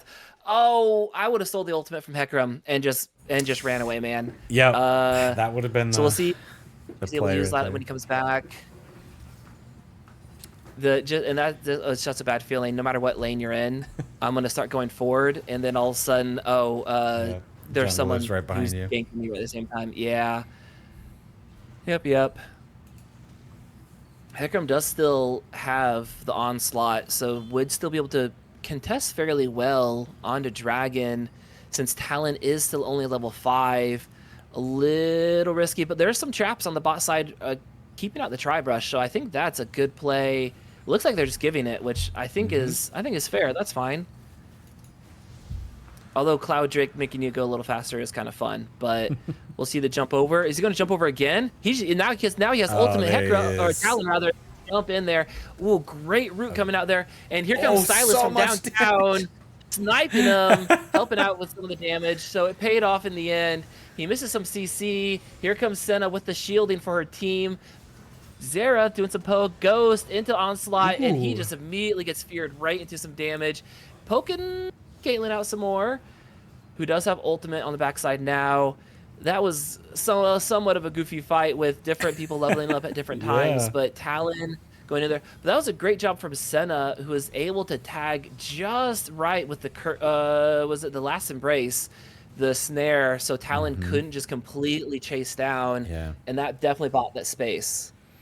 Yeah, and that's definitely going to be the hard part. Is that has to be every single time now, right? When Talon is coming through, you need to land one of those things. You need to land a stun on him. Otherwise, if you don't have one of your tanks in between you and him, like you're just dead at that point. Yeah, I think Darkseal is normal for Singed for the little bit of AP and health. I know it definitely was when you could have like the ooh, that was a good damage, just blown up from, and he popped barrier too. You got scared. As we see Henderson taking out Void Grubs. But I think it definitely used to be more popular when you had the ability to have more of the items. I can't remember what it was that gave you both HP and mana. So I think that was like a great thing for Singed. Oh no! Oh, there's a pull of the stun. He's gonna go for it. Oh, with the damage is so much, but he misses on the Q. Now they're just gonna be pushed back out there. Doesn't have ultimate to follow through. Hecarim is gonna gank again though. Oh no! He used his ability to go forward in there. He just pops out. There he goes. Good runaway. Woo! All right, good job. Wow. So close. Oh, Silas had the kill. Yeah. He missed with his chains. Missed the chains. Talon is, I feel like a couple times here. I mean, the gank bot side was good, but Talon a couple times has been really hovering. Oh, there we go. The ultimate across both of them. Both of them are charged up there. The flat, or the heal rather, is trying to get them away. Hook does not land, but gets the secure on the minion. Talon is there, though, as everything was used. He is not going to go for that. I feel like that's a fair, a fair back, because he's so far away. Is he going to click the lantern or not? We don't know at this point. Like. Right. Oh, the flip is going to cut. Oh, the good slow there. That was nice. There's some traps being put down. Talon has come back again. Yeah, Talon staying by. Barely got spotted out by that ward, though. We've got Ghost coming in from Singed. He's going to do his best, but Hecarim the coming flash in. away, double flash. Trying to just spot him and keep him away. Hecarim is just not letting him get close there. Yeah, the knockback is going to save the Singed. Killing streak. Silas almost made it there in time, but he's headed back to mid lane. And this is where that Galio ult, this is where that, those super global ultimates, Galio ult would have changed that fight, right? If we would have had a Shen, if we would have had something, but Silas just wasn't able to make it up there quick enough. Wasn't able to rotate up there quick enough, and I think that's gonna be one of the things that could be a factor in this game, as Hecarim runs really fast. Yeah, almost like having a global. He's gonna get some burst out here. Talon is gonna do a lot of damage. Oh, does pop the ultimate there. Look at that damage. He hops over the wall. Yep. So Hecarim can't escape that way. But speaking of running fast, my goodness, he just he just got out of there. Talon, though, he's not leaving just yet. He can still come in there. The flash abduct into all of that damage. He grabs the ultimate from Xerath. They're gonna try to pop each other's face. Does he land the last one? He doesn't. The comet doesn't land either. Hecarim is there trying to make sure they can't use the ultimate to kill him on the backside. But now he's back far enough. Is he going to use the ultimate? Why aren't they just firing him? Go get him, Talon. He did hit the last. I think he's just scared. He had 20 HP left. I think he just wanted to get out of there at this point. Talon. Yep. Talon can't be annoying and get away here. We'll see. Oh, but this is why he left so early, because he could go back TP in.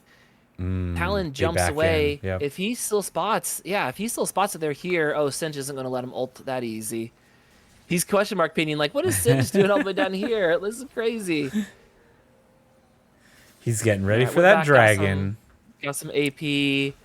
But yeah, Xerath doesn't have ultimate, but Silas has the Xerath ultimate, so he could if he just pops in there, he could kill. He has enough damage to kill the Hecarim here. Henderson's trying to say though, they're like Oh, they're We not want this quite going dragon. in yet. They're all scattered. Oh, there it is. They're jumping Ooh. on to the Thresh. No, he's not able to use any ability. Senna trying to get some shields backside. Singe is going to try to run down poison everybody. Talon is grounded, so he couldn't jump on anybody. Their Encore does miss. And he's just flipping around trying to escape. He has to get out of there now. Xerath is still just running up there, and he doesn't have to do anything. So there's the Xerath ult Trying to from find Silas him. that just felt annoying. Oh, Senna got him out almost there. got him. Talk to your team is Oh Singe. no! He's Oh, Singe's no. shop. Singe, I think he was a shop. He's grounded. He can't leave because the grounded was not in the right spot there. He damaged that solo. There it But Michael was. gets it on the backside. Ooh wee. That was a lot of running there, and Yeah. it's those types of things that sometimes you have to wonder if that was worth it. If he just would have died 30 seconds ago and come back and Yeah, started right. farming again, I don't know. Was that running around worth it? But it's always fun to see, and man, if you get out, so it actually was feels it worth so on good. last side, but then you had Singe who has gone out of his lane so long. Now he was up in CS a lot, so he's just not going to be up as much. Sure. But we saw got to I don't know, be safe there for a while Yeah, and can get absolutely. some farm safely. So and then some Senna was gone from her lane for a while too. So on the other hand, like chasing down, they lost so Yeah. much XP and farm. That's also fair. You know, you can make an argument that it was worth being super annoying and dashing over walls. Sure. Oh man, this is why I love League of Legends, because you see some plays like that. You see Talon running around the enemy jungle. Yeah. You see Silas like, going in on Xerath again. Not doing Wow. Oh, and then the Hecarim coming in again. It's just like he knows every time Silas comes in. He's been there. Oh, why? He's really trying to go for this, So but he much can heal a lot damage. from there. Silas can grab he can hijack. Singe No, not he's not gonna doing go through so with it. great against the Oh yeah. but that damage and over the time Fear really Beyond Death starts was ticking. used. Yep. Very early on. Ooh, is there going to be a fight over Rift? That'd be interesting to see.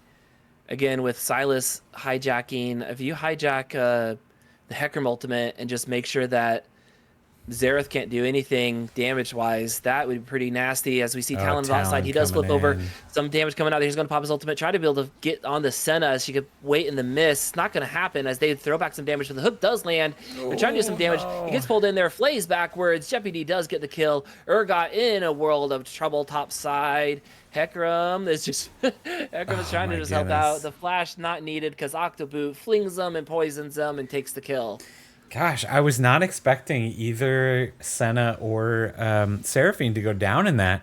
They both had all their summoner spells up, flashes, heal, everything, but they decided to turn back around, and they were able to get, and SelectQuote was able to, Oh my to goodness. catch out that. So Seraphine. how from a Thresh player, when I've seen it at least 3 if not 4 times from the Thresh.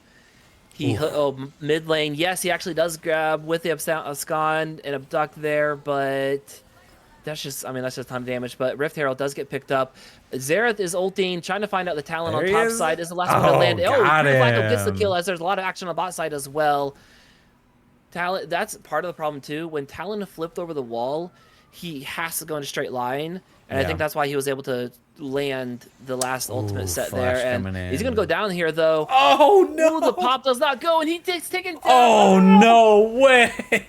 No, I mean, that was such a Wow. great use of Hextech, Rocket Belt, and everything. Yup. He just couldn't finish him off.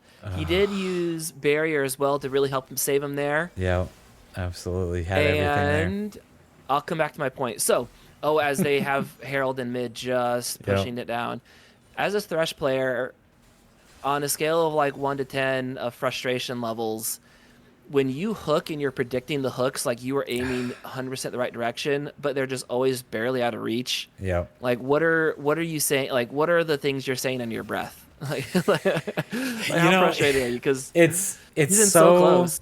Yeah, it always feels bad because if you miss the hook, your team is flaming you for it, right? Like you have one Sure. job. All you have to do is hook them. And you're like, I'm making all of the right decisions.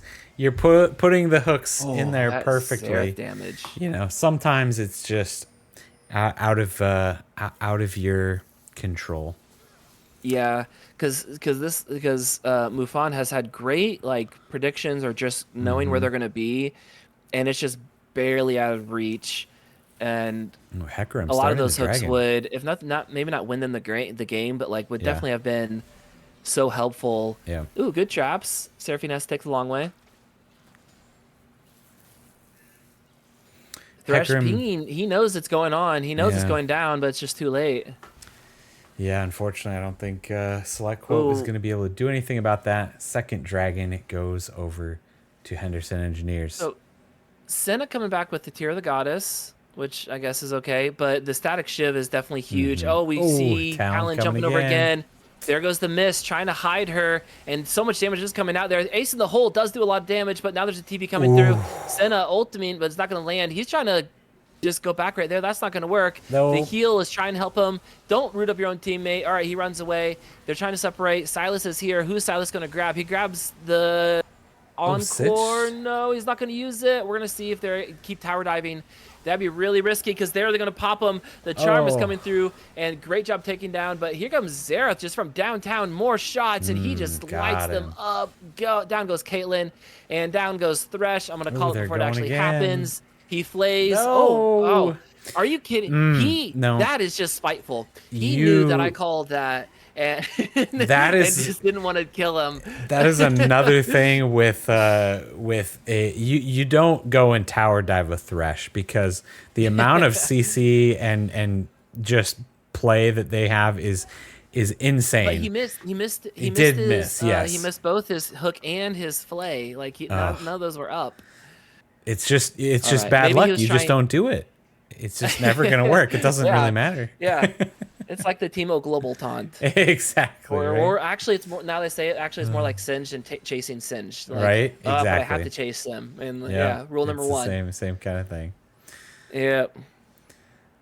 All right. So Henderson Engineers up about 6,000 gold at 20 minutes in. Baron has spawned, and we officially see those bounty objectives popping up for SelectQuote.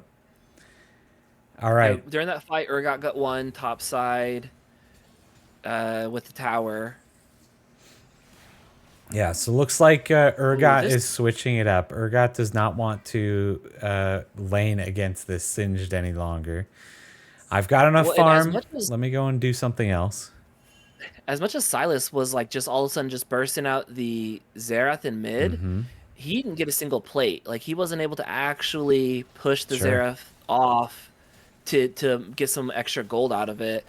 And Xerath was also up in the CS again, bot lane, but they spot him out that time. There's another route coming through. They are not letting this Talon do They still see him. They still see him. Oh my goodness. Oh. See, and that's and then he's gonna go back. Yep, that's the positioning kind of thing that we were talking about, right? The right positioning. And everyone for Select is bot here. I think they really, really want to get the Senna. Yeah. Oh, now they're starting to spread back out there, and the CC is just still coming through. I was gonna say the problem is they can't stay there for too long because Singed is not leaving the top lane. No, he's not. You're right. Yeah. So unless they are getting kills, they cannot be. Speaking of kills, though, it's the wrong side. Urgot does have flash. Is he going to try to jump away from this one? Okay, yeah, there it is. The flash out. He used ignite. Roaming together as one, it looks like SelectQuote is trying to at least try to utilize some teamwork here, but it's so hard when. Like you said, Singe is just pushing the map. Bot side, they've tried to gank in a few times, not happening. Encore, very much used there. Silas is coming through, does find the Seraphine. Is he going to pick up an ultimate here? As they are able to take down Fire Fist, but Xerath just slams the hammer down. And Pi Gordon is one who actually gets a kill in there. Picks up the Hecarim ult, but does not want to return. All right, so 1-for-1 trade there. Not the worst thing, if you're SelectQuote, getting a 1-for-1 trade. Not exactly the way that you probably wanted to do it. Yeah, you'll take it. Yeah, for sure. Yeah, you take those. 40 seconds before Dragon spawns up is not the ideal time that you want your jungler to be dead. But it is nice that he is at least going to be full health, is going to be just bought. Well, and it's Talon too. Like he And can flip Talon, over he'll get there and pretty quick. He can get there a little quicker. But right now, Henderson definitely has vision priority over that whole pit. Yeah. Thresh getting in some vision here now, but they definitely know that it's here. And as nobody else in SelectQuote is around, they're going to definitely get that vision back. Yeah. Silas pinging that Mountain Drake is up, wanting to make the call here for them to get there. Talon does pick up red buff. He looks for the Silas or the Senna rather. It doesn't actually happen. He has to flash away because they're just doing so much damage from so far away. Fleeing, is he going to Hecarim ult away? He does use it a little bit. The heal from Caitlyn doesn't actually do it. I thought I was going to save him there.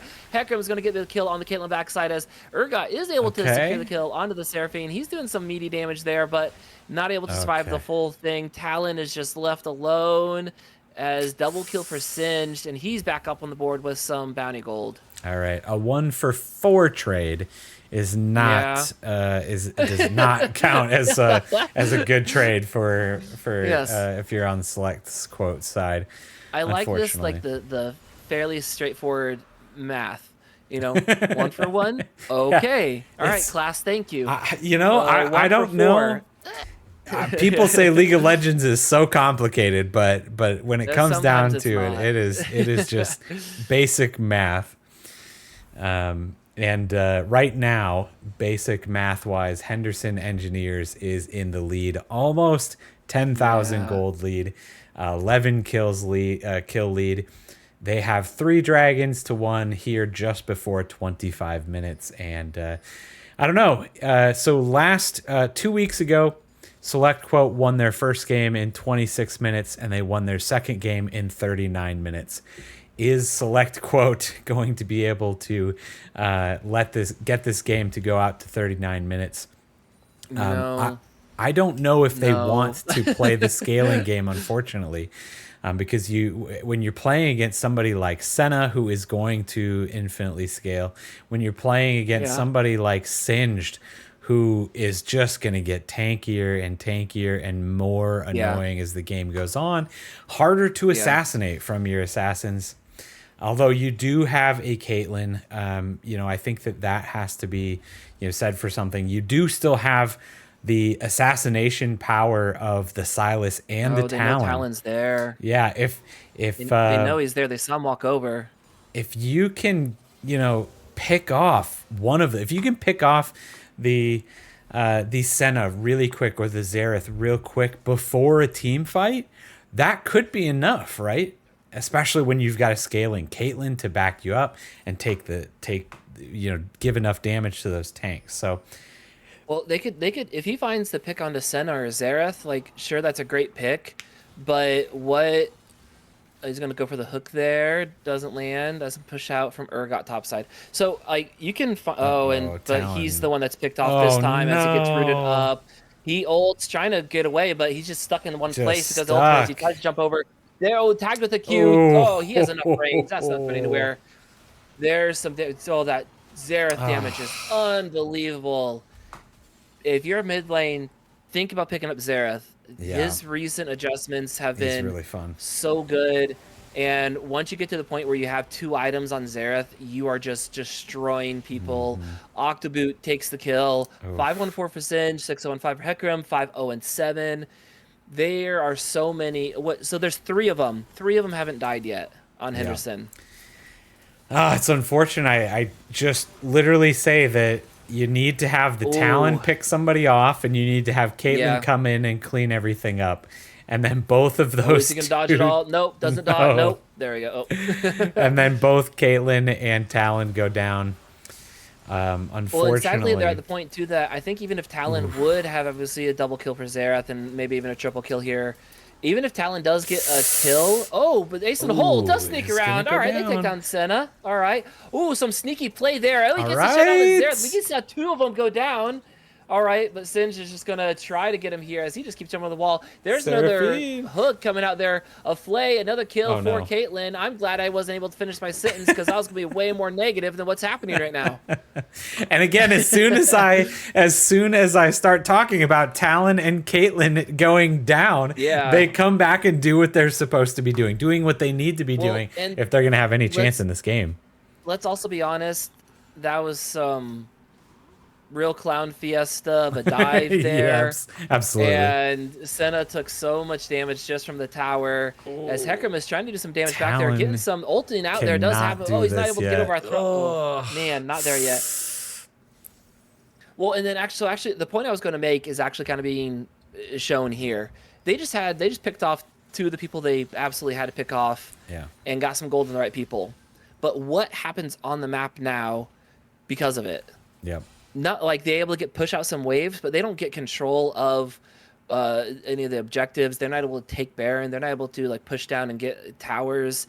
They hardly are even getting like the vision down that's going to be secured here once Seraphine and the rest of them come through and set up for this extra dragon. So they got those kills, but they are so far away that this was just barely a pause. And yeah. I mean, we'll see if they try to stop this extra Drake coming up here. But again, not saying it's out of it. They got a lot of gold on that swing, yes. Yep. But overall for the team and game state, they're still 10,000 gold behind. Like it's still rough. Yeah, Caitlyn getting dangerously close to that 3-item power spike. Yeah. But we're going to see a fight at this dragon. Oh, and Singe coming in from behind. He might just get like some damage. He can't. He's just now just running around. Oh, no. The cancel on the net.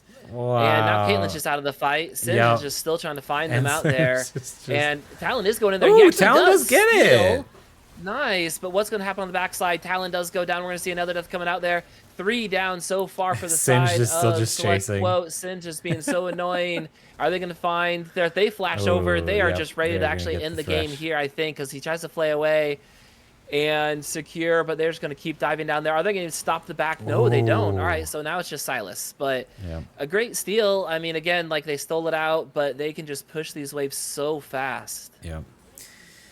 Yeah, unfortunately, that would have played out a lot better if Singed hadn't been in the back line and killed half the team before. The scary jump. That is, jump scare. Yeah, right? All of a sudden, hello, I'm back here. Singed is in the back line. Yeah.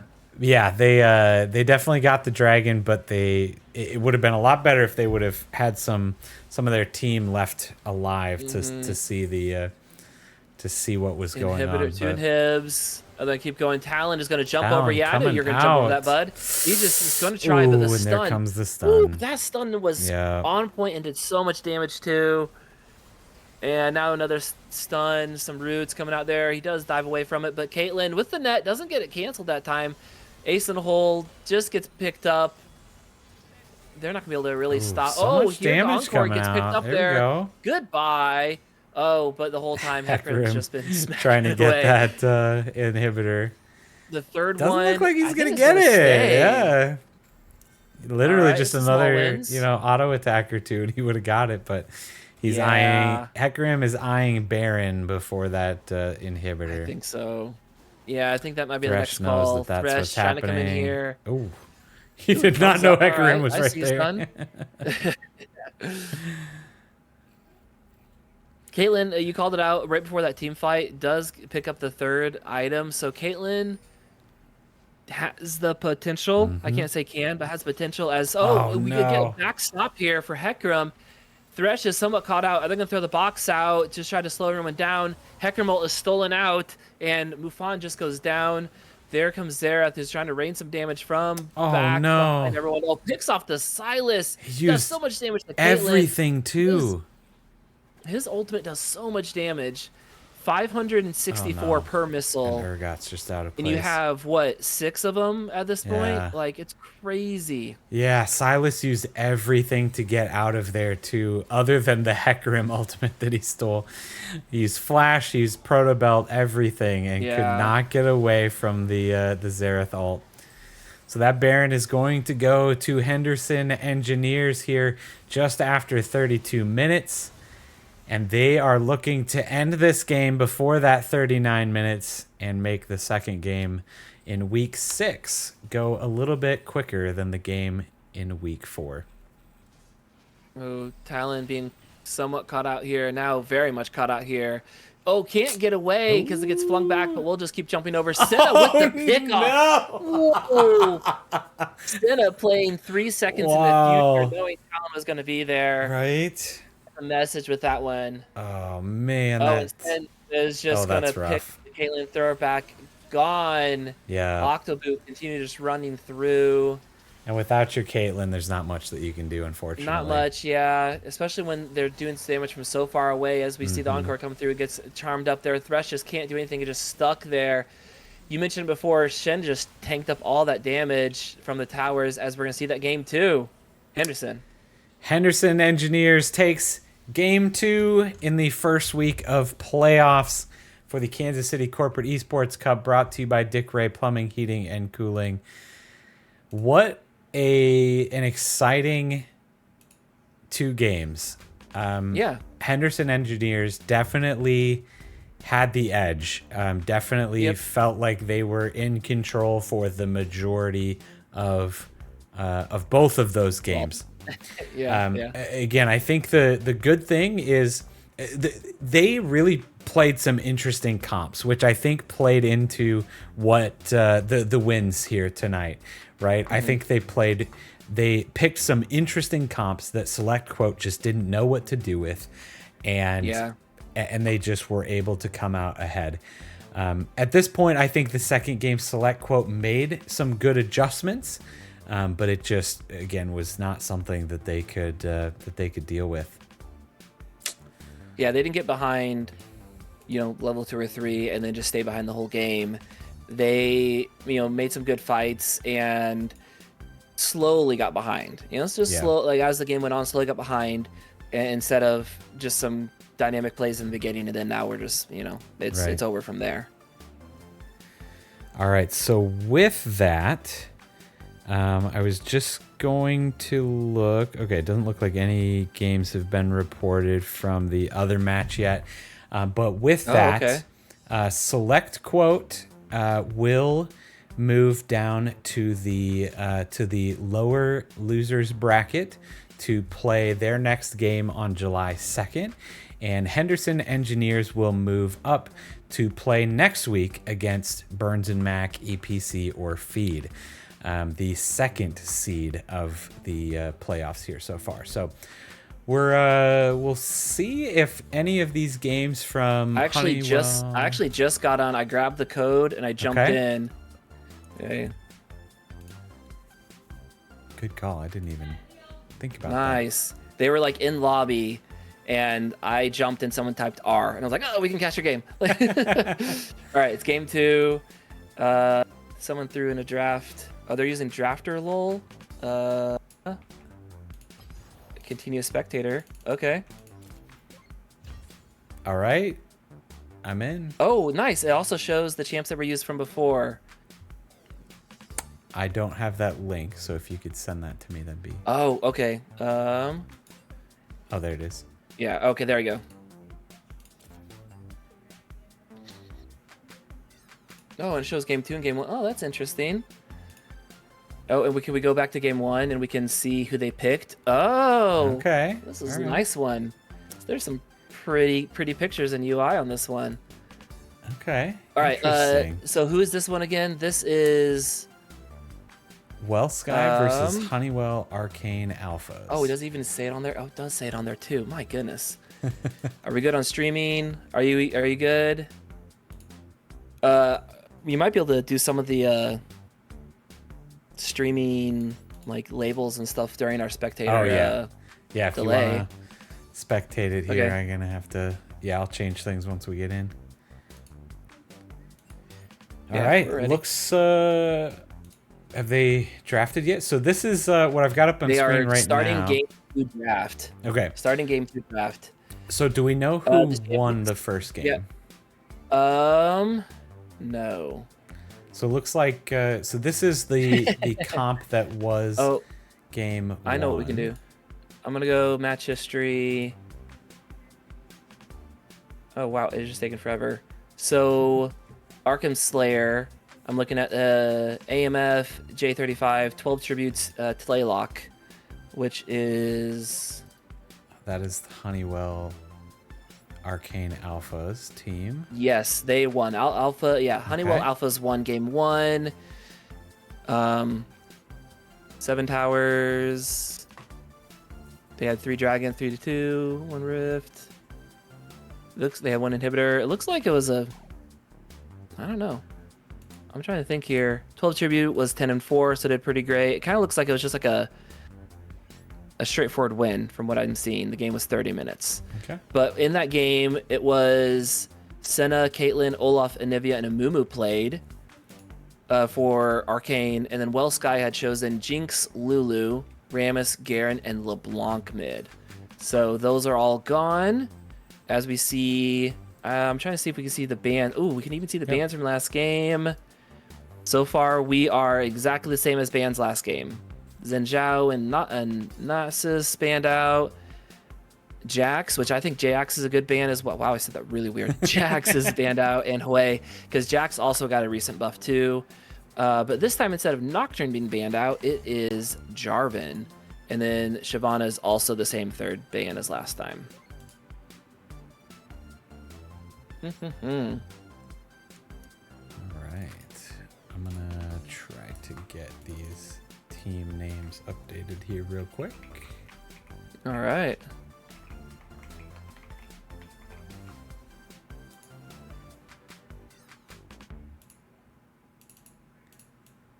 Send a support. I'm taking in the picks from last game as Nocturne is first picked for Arcane Alphas, and I think that explains why they didn't ban Nocturne and they banned Jarvan, because they said if you're gonna ban Shyvana, we'll first pick Nocturne then. Ashe picked up here. Again, Ashe Seraphine is a pretty common one. But we'll see what they end up picking, trying to see if they can... they already know Nocturne's there, going to try to chase them down. And let me look at some of my notes then, too. All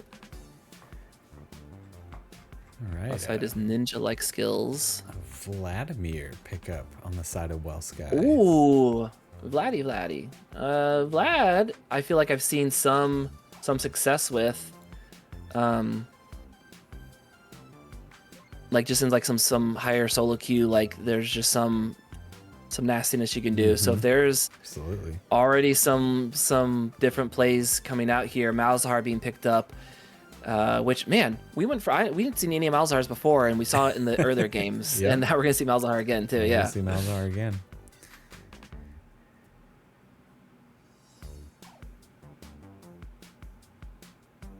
Again, I wonder how Malzahar is against Vladimir, because I'm assuming that is probably some both mid lanes there, as the Seraphine is picked up to take away from Ashe.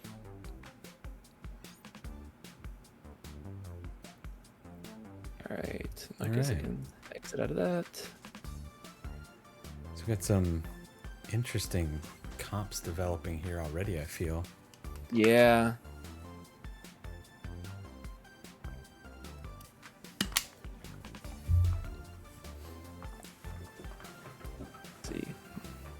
Right, Nautilus going to be locked in on the side of Wellsky for their support.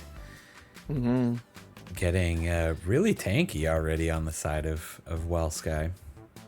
Yeah, if I'm Arcane here, I'm looking to squeeze out the jungle pool even more. You've already banned 3 of them. Diana, I think, is probably another jungle that you can ban out. And who is their jungler? Voldemort. So there it is there. Jungle. J4 Lily. Oh, okay. You know what? This last one, ban out Lilia if you're Arcane Alphas, I say. And then that's like so much of the pool down. I think it'll be hard to form a team comp around it. Yeah, that's a lot of junglers being banned. Ooh, Misfortune, great ban, because Misfortune and Seraphine can also be so annoying. Yeah. Misfortune just with the slowdown, also great for Nocturne chasing down people. Great. I'm liking these bans and everything. And Bessa, Okay. more of a top laner, I guess, Yeah. but I'll call her a jungler this time to say they banned 5 junglers. I'm interested with the Yasuo ban as well. I feel like we haven't seen any Yasuos played in any of these games so far. Have you seen any? No, have not. Yeah. We haven't seen any Yasuos being played. I imagine that these are probably some of those comfort picks that you look at match histories Maybe and all of a sudden see a 12's bunch tribute of. has been so good on the kind of like on the Kaisas, the Jinx, Misfortune, Caitlyn picks, like pretty straightforward. Just let me get the damage and I can get there, and not necessarily like showboaty champions. I guess maybe Kaisa could be somewhat showboaty if they like use their ultimate really fancy, but Nunu picked out here. Okay. Going very Interesting. tanky on the side. Yeah, of that is very tanky, right? Yeah. All we need is And that Lucian gonna be able to tank bust a lot of that? We'll end up seeing, as that was a pretty quick pick. Yeah, I like that. That's a decent. And then they're pick leaving into top this team. side. Let's see, top side. We're gonna see Ornn. I wouldn't mind Ornn here. Volibear though. Volibear's pretty good. I like that too. Yeah, Volibear's definitely comfort. And then another my Singed. Goodness. Oh, are we cursed? Are we doing this? Like the tank on that side is insane. Yeah. They are gonna have to do But similar a lot of damage. Similar before though, we saw like a lot of tankiness, but then not damage be able to take off. So Yeah. Lucian is going to be super annoying before people could be tanky against him. And we'll see. Malzahar versus Vlad. That is, I can't remember last time I played that matchup mid. so I'm not sure. But I think the ganks with Nunu are going to be pretty good because, yes, Lucian can dash, but coming in with a snowball, even if they get rooted up, the snowball's going to keep going. Yep. And you have a lot of CC. There's so much CC coming out with the Nautilus, Nunu, and Singed, and Ashe. Like, you have a lot of shutdown against the Nocturne or against the Lucian. So I think it really will. You've mentioned before, like, positioning is going to be so important, but then also I think the objective fights is going to be huge for these teams. Yeah, for sure. All right. It's this is gonna be interesting. I think that this is going to be one of those games that if Arcane Alphas can really push pre-6 and get some aggression and get some kills on the board and get ahead, that might be all that they need to really just snowball this. No pun intended with the Nunu on the other side. They might be able to just snowball this game ahead and win, like you were saying. It's really hard to kill a tank unless the tank is behind. That's one of the worst feelings in the world when you are a tank and you are just behind and you just can't get tanky enough to take all the damage that they're dealing, kind of thing. So if Lucian can get a couple kills early, if Malzahar grabs the Liandry's Torment and can just deal with whatever tank that they're dealing with, they could win this. They could win this pretty darn quick. And again, with the only semi-global on the Nocturne here, I kind of like that team comp. Feels good. Going back to some of the team comp choices here, Malzahar fits in with J35's control meta that they love to play in regards to their champion pool, and being able to play like they played last game, Nivea, the Asols, Hueys, and so playing Malzahar here is just right in J35's wheelhouse of, I'm just going to control mid lane, I'm going to not let my champion get out of control, and then we'll see who's ahead at the end of the day, which I think is going to be work with it really well at avoiding what Wellsky wants to do with all these new ganks that are just being able to come out of nowhere. And it'll be really interesting again to see again Vladimir, is Vlad all of a sudden gonna be able to just pop off and get a bunch of gold from farming everywhere and never actually being threatened, or are we going to see that Nocturne, like you were talking about, just start to really take over where all the attention is in the game? That's true. I mean, now that you look at it, Nocturne being the one global, ultimate that's able to really change those fights around. Maybe you could include Ashe in that. It is a global ultimate, but you have to land it for it to be effective. Yeah.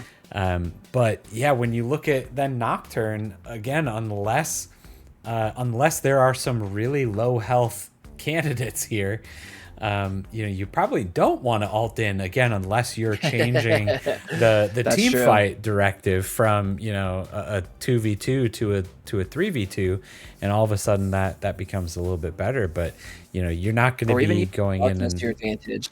Sure, like absolutely. Using the where they lose their sight, and then now they're not able to focus all their CC on one person. Sure. Yeah, it's just definitely you're not going to be able to go in and just assassinate a bunch of people with Nocturne. Again, unless you get lucky and get that Ashe there, but there's a lot of tank in the way there for you, so it'll be a tough one. Yeah.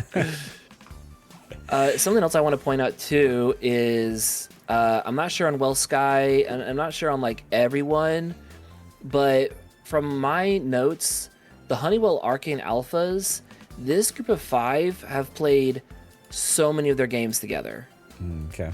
And they've thrown in a few other people in there, but like this has definitely been a group that has played a lot together in the same positions, which I think when it comes to these type of fun tournaments can go so much farther because they know how to communicate, they know what objectives can be, they know what to look for in team fights. Yeah, for sure. And again, I'm not sure how much Sky, how much these all people have played together, but it's a big advantage for Honeywell if they're the ones that have played all these games together. Yeah, absolutely. So this is officially game number 2 of the matchup between Honeywell Arcane Alphas and Sky Fountain Divers. We just got done with the very quick 2-0 series that Henderson Engineers came out and dominated SelectQuote in 2 games. So now we have time to catch the second game of this extra match. So we would love to, in this last 30 seconds here, thanks a huge shout out to our sponsors, Dick Ray Plumbing, Heating, and Cooling, of course, Henderson Engineers, SelectQuote, Sky, and Casey Game On.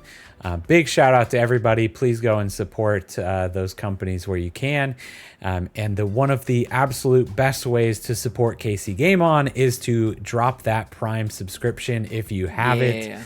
That is money that goes directly to this organization. It goes directly to putting these events on, not only corporate esports events, but LAN events, everything, every type of event that Casey Game On does. That's what it goes to support. So if you are an Amazon Prime member already and you haven't dropped that Prime sub somewhere else, definitely consider dropping it here. But with that being said, we are getting into the third game of the night for us. Game number 2 between these two teams.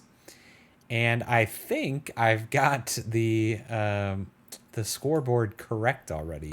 Honeywell Arcane Alphas on the blue side with game number 1 under the belts.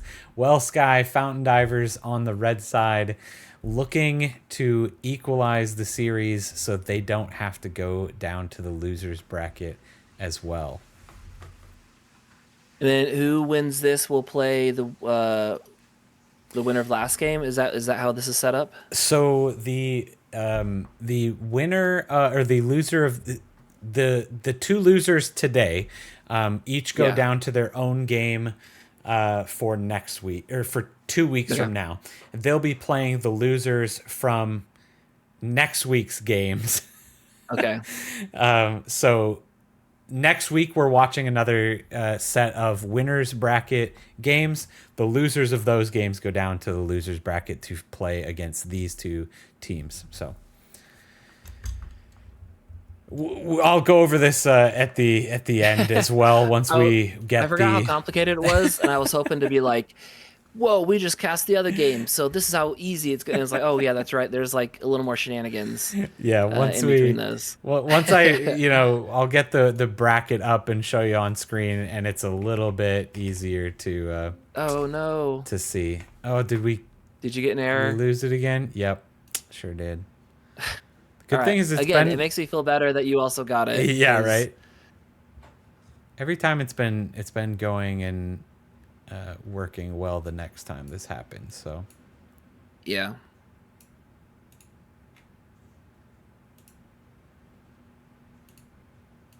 All right, we are into the game. Yeah. Just even real fast while it's there, what are you at right now?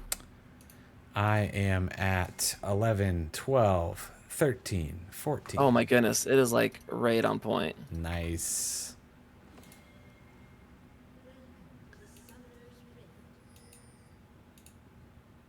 Welcome to Summoner's Rift, everybody. Welcome. All right, level 1s. It'll be interesting to see if there's any fighting bot lane. Lucian with being able to double proc is pretty big. Oh, there's the ward. Yeah, they want to make sure they're okay. Nunu coming in. Dude, Dust Breeder doesn't hit it there. Place the ward in the brush. All right. Yeah, the question mark ping's like, what are you doing, man? Like, why are you here? Like, you're not going to invade me.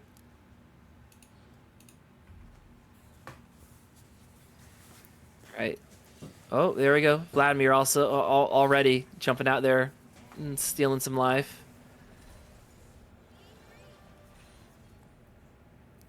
And some rush bot lane, I feel like, to see who can get level 2 first, because that's going to set so much of the pace. Yep, it's definitely a strong. I feel like probably stronger level 2 for the side of Wellsky. That Nautilus grab just like hook. That. There you go. That is that can spell a lot of damage. Now the wave is a little rough spot because you got to step up fairly far here to get level 2, but then it's a pretty easy hook when you're kind of boxed in this little funnel area here. But all those minions, if Ninja doesn't kill those minions and clear them out here pretty quick, that gives lots of hiding spots, so you can't. Can't that hook. I feel like I saw Nautilus cancel like 3 auto attacks there.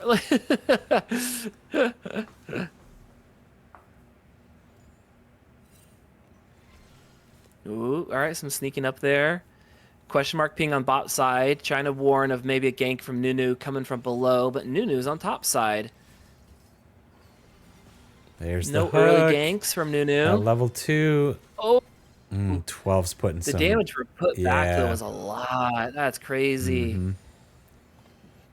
It was ready. Good thing is Nautilus has Lucian up CS2 is hard because they keep pushing and getting the CS killed off for Ashe.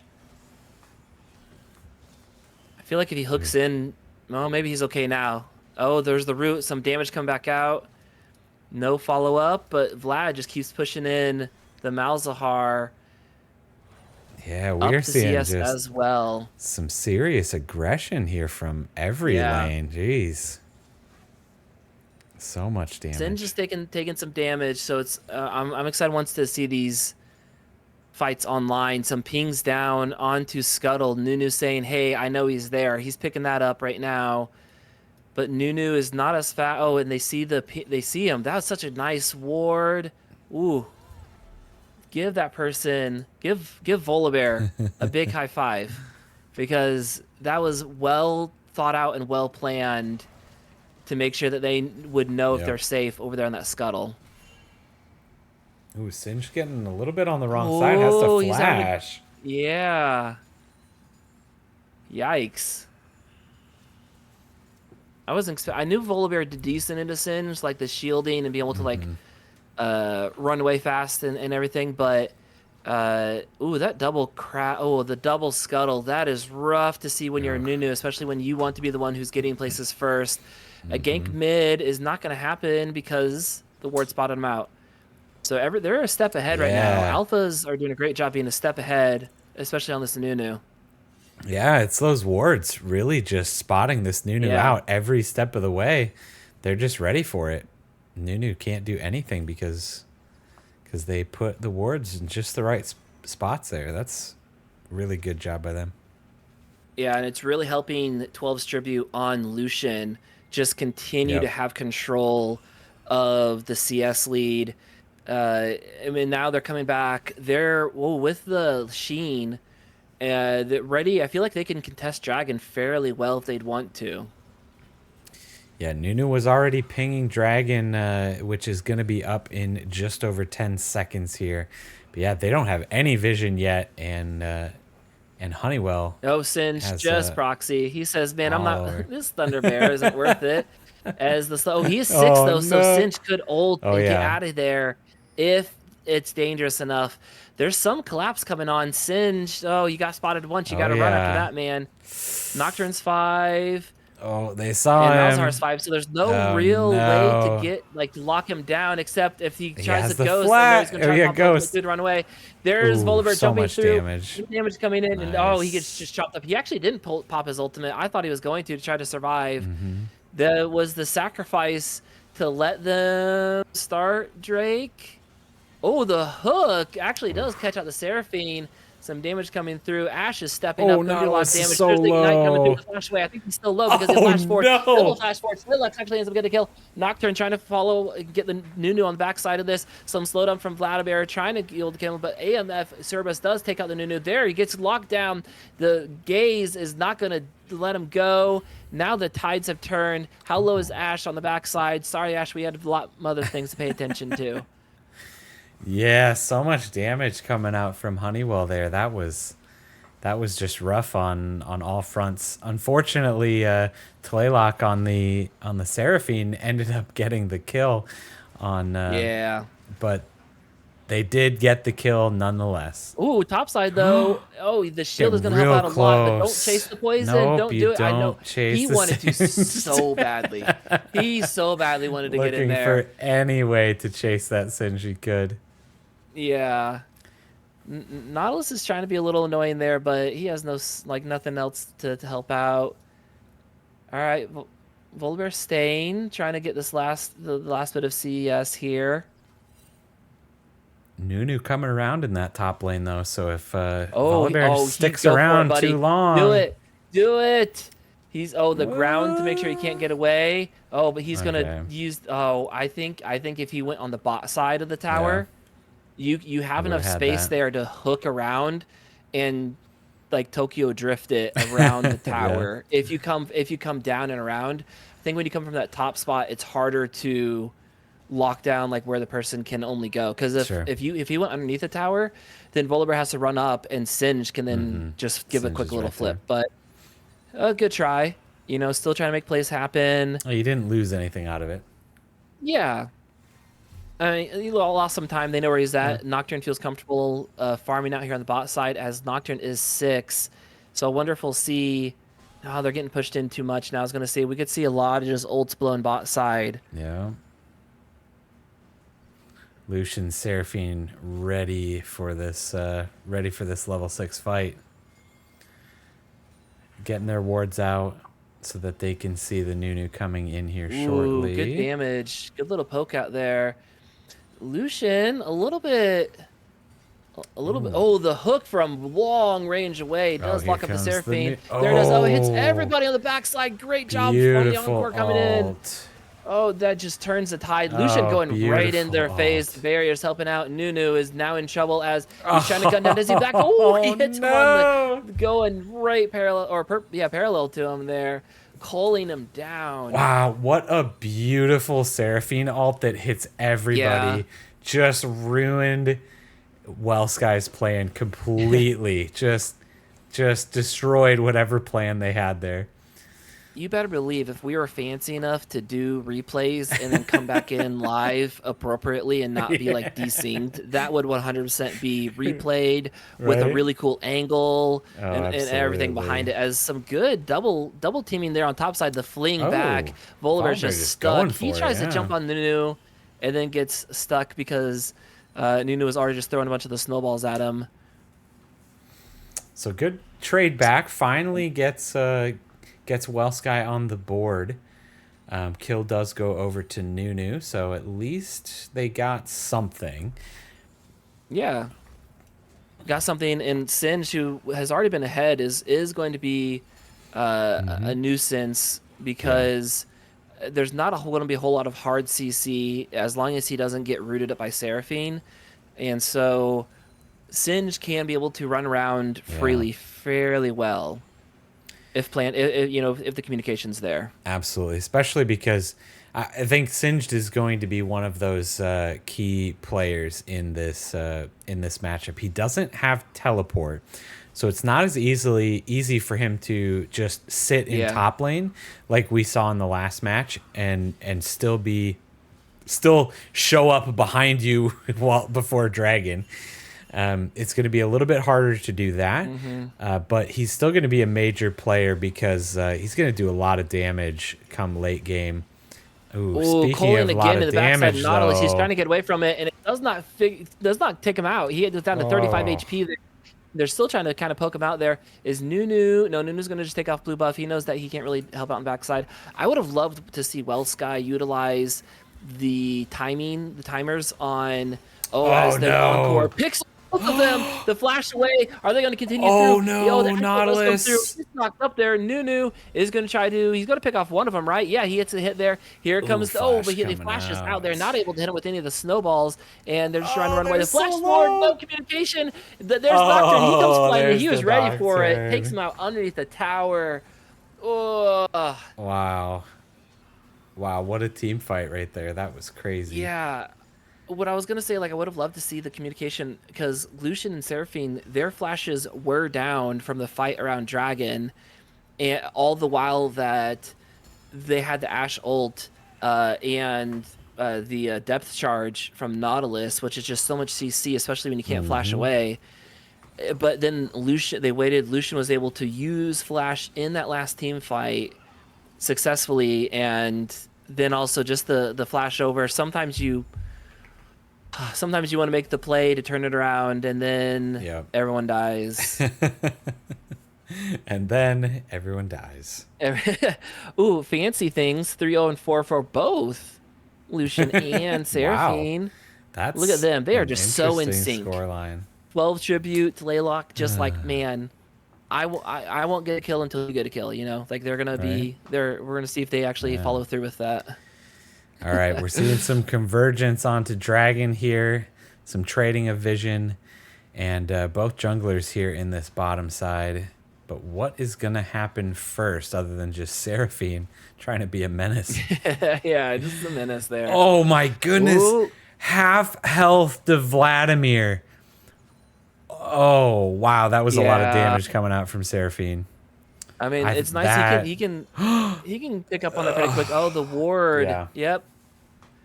Oh, they are all being annoying there.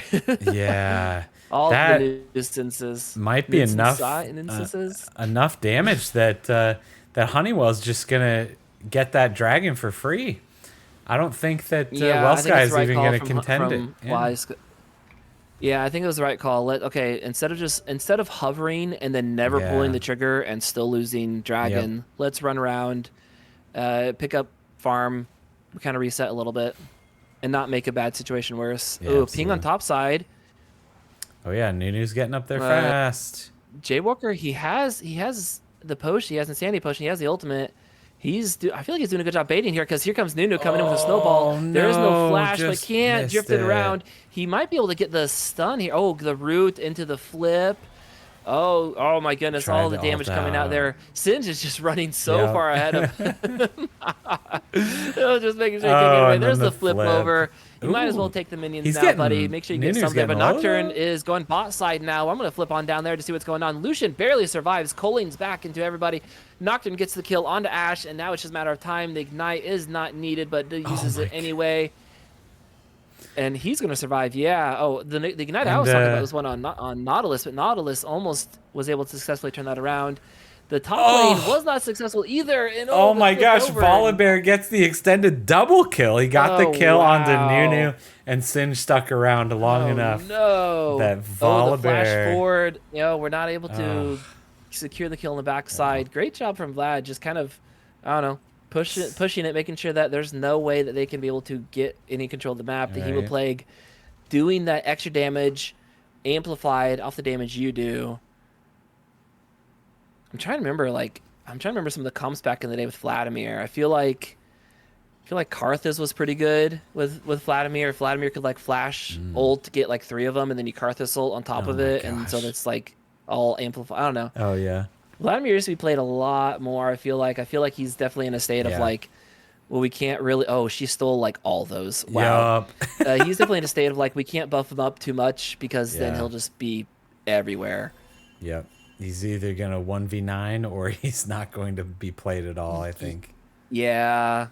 And while again he's up in CS, we talked about it earlier, like J35 just making sure that nothing gets out of hand in mid lane. And then Nocturne, I was about to say Nocturne's ulting everyone, and yep, there he is again, just taking out a solo kill on Ashe. Yeah, and Ashe just needs to know that from now on that yeah, you're the only target for Nocturne. So if it's been longer than 60 seconds since he used his ult, you got to be ready for it. You got to be watching for it at this point. Bounty objectives are up though for Well Sky Fountain Divers.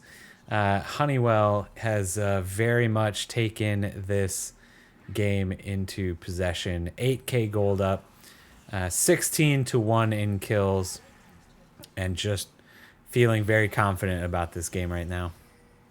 Yeah, you're talking about confidence as they're just like walking through the enemy jungle, just pinging on things they could probably take, like just not worrying about if they're on vision or not. They're so confident. Right?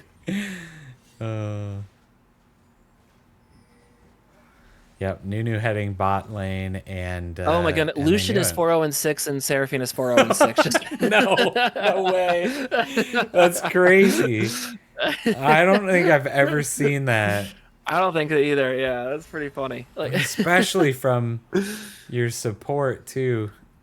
Oh, that's crazy. Well, and especially a support that's not like Brand or something like that. Oh, is he going to silence into the suppression? I think he's gone because that dot is going to keep going through, even though he pulls. It's still there. Wow, he gets that kill. Now that knowledge there is also old school. Yeah. Of the old school Fiddlesticks drain, but then also those dots down in there will continue to burn the Vladimir. Poor guy. The only time they fight, and he just couldn't do anything. Right. All right. So Ashe is moving to mid lane to see if she can farm up there a little bit better. Ooh, but this Volibear. Just to throw this out there too. The Volibear, he is getting ganked. We're gonna see if he actually is able to. He 2v1 last time. He jumps back in there. And so much damage is just being absorbed by Volibear. No. Nunu can't. He's going to run, but Seraphine was not one to take that kill, but actually finds it on the backside. They're not the queue. Then there's the flash stun. He's not going anywhere. No. Throwing off the mastery. Arkham Slayer. Man, he ruined it. I was going to show that. Right? That Volibear was 4-1-0, and Nocturne was 4-0-1, but they're obviously not as cool. And then Seraphine goes up there and goes 5-0-7 now. So Lucian, buddy, you gotta get a kill and an assist now. Ooh. As Seraphine is just behind him, just doing that. You're not expecting that. He gets pulled in. He gets pulled in there. That was a great hook. He's going to go down there because that's going to he just get killed by the tower. He took so many tower shots there. Yeah. Ooh. I mean, and then you need to die because. Yep. Or else you're not even anymore, They're just going to let Seraphine go, though. Letting Seraphine go. Yeah, they definitely don't know where everyone's at. They don't Yeah. know that Nocturne is taking Dragon over here, which, I mean, is Seraphine's their going third. for Now more they're on soul kills. point. Seraphine, look at, she's just not, she doesn't care. She knows, oh, okay, you get hooked Oh in, you get no. stunned up, There you're we going to get go. rooted here too. She ignites, but that's not going to be enough. And Volibear, the image in my mind is when like the little kid like runs to their parent because they like Right? were going to get, the kid squirted the older sibling with a squirt Yo. gun. So the older sibling turns to squirt the younger sibling with a squirt gun, and they run to mom and dad and hide behind them. Like, no, I'm just Yep. kidding. Noctur, I Oh have Volibear. no. Daddy Volity, he's here. Yep. And No, Vladimir kill. down Okay. again before he can do literally anything. Yeah. Up in CS though. Up in CS by Hey, showing that's there. that's Oh, the flash something. forward from Singe. He wants to take Mm-hmm. this guy down here, get some He knows bounty. the As ult I is think he's going to do gone. it. That's so much damage, can't be stopped. Uh-oh. There's Nocturne Nocturne coming flying in from in. backside, Ooh. and the ticking. He does get the Poison gets shutdown. him. Is he going to use the blast cone and get away? He does, and I think he's going to survive. Oh yeah. Unless Wow. Oh, Seraphine mid decides to lane, go Nunu chase him down. pretty low. Oh, Nuno, we talked about some tanky boys. Nuno was going very AP heavy this Mm-hmm. game. I just noticed it Yeah. with the Rocket Belt and the Oblivion Ooh. Orb, Yeah. which might be the reason why the fights against Volibear have gone poorly when Volibear Sure. just kind of chomps down and there's 3/4 of the health. Yep. All right, we got a little bit of an ARAM going Oh, some here, but engaged it here. looks They like have arrow. yeah. You have 5 here against 3. You should be. Oh, I feel like you gotta pull. Like you got on those situations, you gotta take those coin flips. You know, like that. I feel like that was such a great opportunity, at least if nothing else, just equalize Oof. something. Because now Nollis has to flash away. Encore does not land. Colin though on the backside, doing so Oh, much so damage, close. not able to get it. Yeah, that's I don't think I've seen an offensive play, team fight play from Wellsky yet. I don't think I've seen them like doing the Ash Arrow and then collapsing on someone. I mean, Have we like as seen a an team, Ash Arrow Stinge yet? flashed board. I think we saw some bot lane, Yeah, I mean just but maybe a short range. but nothing. Again, right there, that was a great opportunity because if Ash Arrow misses, you're in the same position that you were just in, where you're getting pushed back and beat down a little bit. Yeah. Ash Arrow, you connect on the Seraphine, or the Lucian because I don't think either one of them had flash at the time. Like throw everything on them. You know, you had all the ultimates there and all 5. And now then there's some farming done, but Lucian's still really far ahead. He could probably take this Ash 1v1. Oh, yeah. As just dashes forward like that. Oh, Might getting get chased down. Oh, collapsed, he is getting though. collapsed on hard. They're using a lot. What a hook from all the way there. The arrow does miss, and Ash does get taken down. Who is Malzahar going to lock up here? And we're going to go into the pool, trying to make sure they can stay away from everybody. Here comes Volibear diving in, dunking down the suppression. They chose the right target there. The action shift does go down. They're going to pick off the Nunu as well. Tlaylock is dominating 6-0-9 for that support. Seraphine. They're just not giving up. Volibear just turns around and just kind of throws his paws and takes out the Singe. Yeah, Singe with, came in and was Malzahar. hoping to be able to run through him a little bit quicker, but ends up making the trade at 2v4 If you have instead. chat 2 pulled for up 4. to the Vladimir pinged the Seraphine's objective bounty. Like, Yep, hey guys, 600 gold on Seraphine a has a lot. support. That's crazy. yeah. All right. The hook, Is not Honeywell quite there. sticking around too Nunu long? wanted to do some, but he's just like a glass cannon, can't do it. Nocturne pings them and says, "Let's just set up for drag, our 4th dragon mountain," and then they just can't do anything to him. Oh my gosh. Oh, Vladimir getting caught by the Seraphine. The ult is coming out. Oh, wow. Ooh. That All doesn't right. feel good. Hey, future tournament players might ban Seraphine from Slaylock. That or is- just try to pick it up early. Yeah, right. Holy cow. 6-0-11. And it's not just like the one gameplay that is, I mean, obviously when you have one really good game like this, it's easy to point at it and say we should ban that character. Yeah. But I feel like Playlock is that type of person that it does such a good job of seeing the bigger picture of what the objectives are, that you give a champion like Seraphine, who does really well in those. I'm just looking to poke here. I'm looking to catch everyone out with my encore. Is just such a great champion that it's.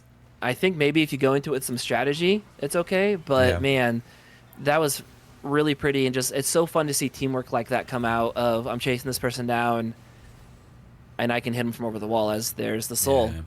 Well, Sky, not even getting close to that dragon. They said, we don't want anything to do with it.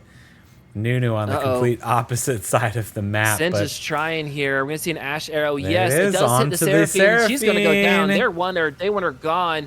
She flashes over, though. It is taken up by Vladimir. Nunu is so squishy. He's just going to be taken down. There's the lights are out there, trying to go into the Nocturne. He gets nearsighted. He's going to try to push back, but he doesn't have pool anymore, and he just gets taken down immediately. All right, got so the Seraphine. There you go.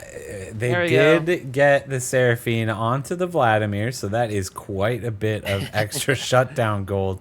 But is it too little, too late at this point? They're going to be able to. Honeywell's going to be able to get this first middle inhibitor. Oh, as Singe just wants to go in on the Malzahar. Malzahar doing a lot of damage, though. If somebody is going to take out the Singe. That burn is crazy. Yeah, if somebody's going to take out that Singed, it's the Malzahar at this point. Yeah. He built that Leandries, and he is going to probably win the 1v1 versus almost any of these tanks on the other side. Are they going to find out the Lucian? He actually stayed. I think he's going to live. Dashes away, still gets rooted up there. Nunu's not sure what to do because he's just going to get shot down immediately. Depth Charge does not save him. Aim Cerberus does secure the kill onto the Nunu, and there's the lights out. There's Ash. Ash is all caught out there. Some CC trying to stop them. They're just going to keep. They don't care about the turrets. They're just going to keep going. Ooh, Vladimir behind on the Lucian. Lucian does get the kill. It does get picked off into the pool with the smash there, and a lot of healing coming out there. But isn't going to be able to do it because the Encore just takes it. Archon Slayer, the ultimate came up. They could smash in there, turn off the tower, and I think Singe is you just got to run around. I don't know. Get stunned up. Just run around, man. I don't know if the flip's going to do it for you because Seraphine's there. Seraphine, the carry. 7-1-14. Seraphine is the carry. Trying to get the pick off the backside. Oh, I think they're actually going to kill this full of it. No, look at that heal pump back up there. So much healing. Not into the turret range. Wow. He just cannot die. Oh, it's so. Oh, that's so much heal. Which is not going to happen. And the minions are just taking care of the turrets as they are just trying to stay healthy as that burn is so much. He's going to live, but it's going to take a long time before his health gets up anywhere as there is a kill on Malzahar and Seraphine. All right, so we've got 2 inhibitors down now. Nocturne is soloing Baron. So 2 inhibitors down, middle and bottom. Well. And Honeywell is going to grab this Baron without any sort of contest here, and they are going to look to end this game in a very quick 2 games. There it is. And take their seat in the winners bracket going forward. Oh, the gold difference still over almost 12,000 gold difference still in favor of Honeywell. Yeah.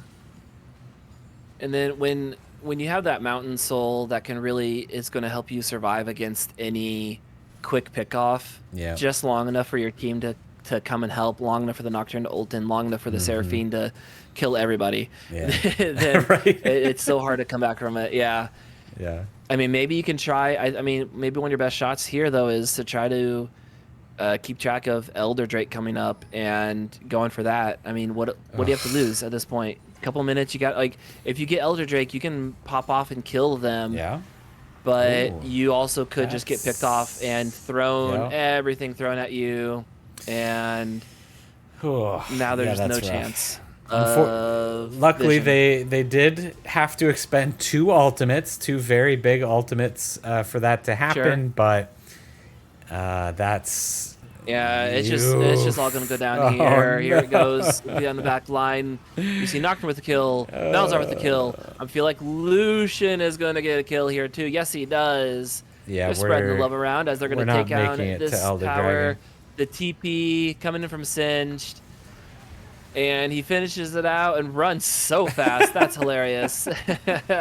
Oh, the flip in, but not enough to actually kill him. Volibear Tower's going to go down as they try to show off a little bit. Not able to take him down.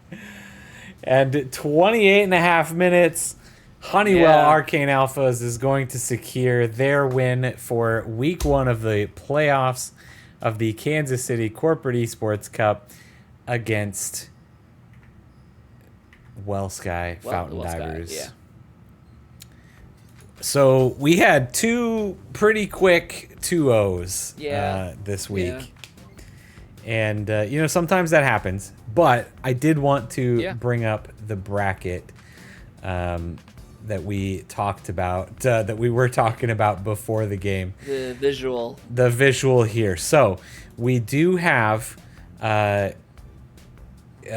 SelectQuote lost their first game, and we have WellSky lost here as well. So you see up here in the top in the red box, we've got this was the week that was just played. So WellSky and so WellSky is going to move down to this bracket right here, and SelectQuote is going to move right here. So now we've got Honeywell Arcane moving in to play Honeywell Bilgewater betas next week, and we've got Henderson moving into play against Burns and McDonald next week as well. So we'll be watching those 2 games, or at least one of them. It depends on timing if we'll be able to watch them, both of them, like this week. But next week will be those matches being played. And then the week after, the 2 losers of this blue bracket, this blue week, will be moved down to the losers bracket into the yellow, and then we'll play that round, and then we'll play the green round the next week. We'll move back up to the purple round, then down to the red, and then on to the blue. If you follow the dates, it goes kind of like this. So it's a little bit of a confusing bracket to look at. It's a normal double elimination bracket, but that's how it is laid out in when those matches are going to be played. And hopefully we have some just as exciting matches as we had tonight. So congratulations. I have been, it's exciting, the games coming up, especially. I'm really looking forward to the Honeywells playing against each other, because last time they played, it was the betas that won, and Arcane they were looking good that game. Mm-hmm. They were looking so together. The only times they weren't together was because they were so far ahead in gold that it was one of those, we're just testing the waters and seeing what happens, and we messed up, but that doesn't matter. Like, that was the only times you saw them making those mistakes, those at least big mistakes. And I think it'll be a really good game for that next week. And then I think it's great. I love the double elimination. We get to see these teams play again, and what they've learned and what they can keep progressing on. So it'll be exciting in the weeks to come to keep going on these games. If we need to, what we can do is I'll cast one game and you cast another game at the same time. Then, it is an option. Yeah. No, it was good games today. Yeah, it was fun casting. It's always fun doing this with Devin, and thanks to all the players for being in chat, for being very present there. I think it's fun. Yeah, absolutely. Congratulations to Honeywell Arcane Alphas and to Henderson Engineers for winning their matches tonight. That is it for week 1 of playoffs here for the League of Legends Kansas City Corporate Esports Cup, brought to you by Dick Ray Plumbing, Heating, and Cooling. Thank you so much to everybody out in chat. Thanks to the players, and thank you very much for joining me, Dr. Spirit Bear. I appreciate you being here. Same time next week, 7 p.m. Thursday night. Make sure you catch the League of Legends games again. It's going to be another amazing set of League of Legends games, and make sure that you tune in as well on Tuesday for Marvel Rivals with JT, as well as Wednesday, we've got Rocket League with Twes and Super Smash Brothers crew battles with Kosak and Big M. That'll do it for us tonight here at the Corporate Esports Cup. Again, thanks for joining us, and we'll see you next week. Yep.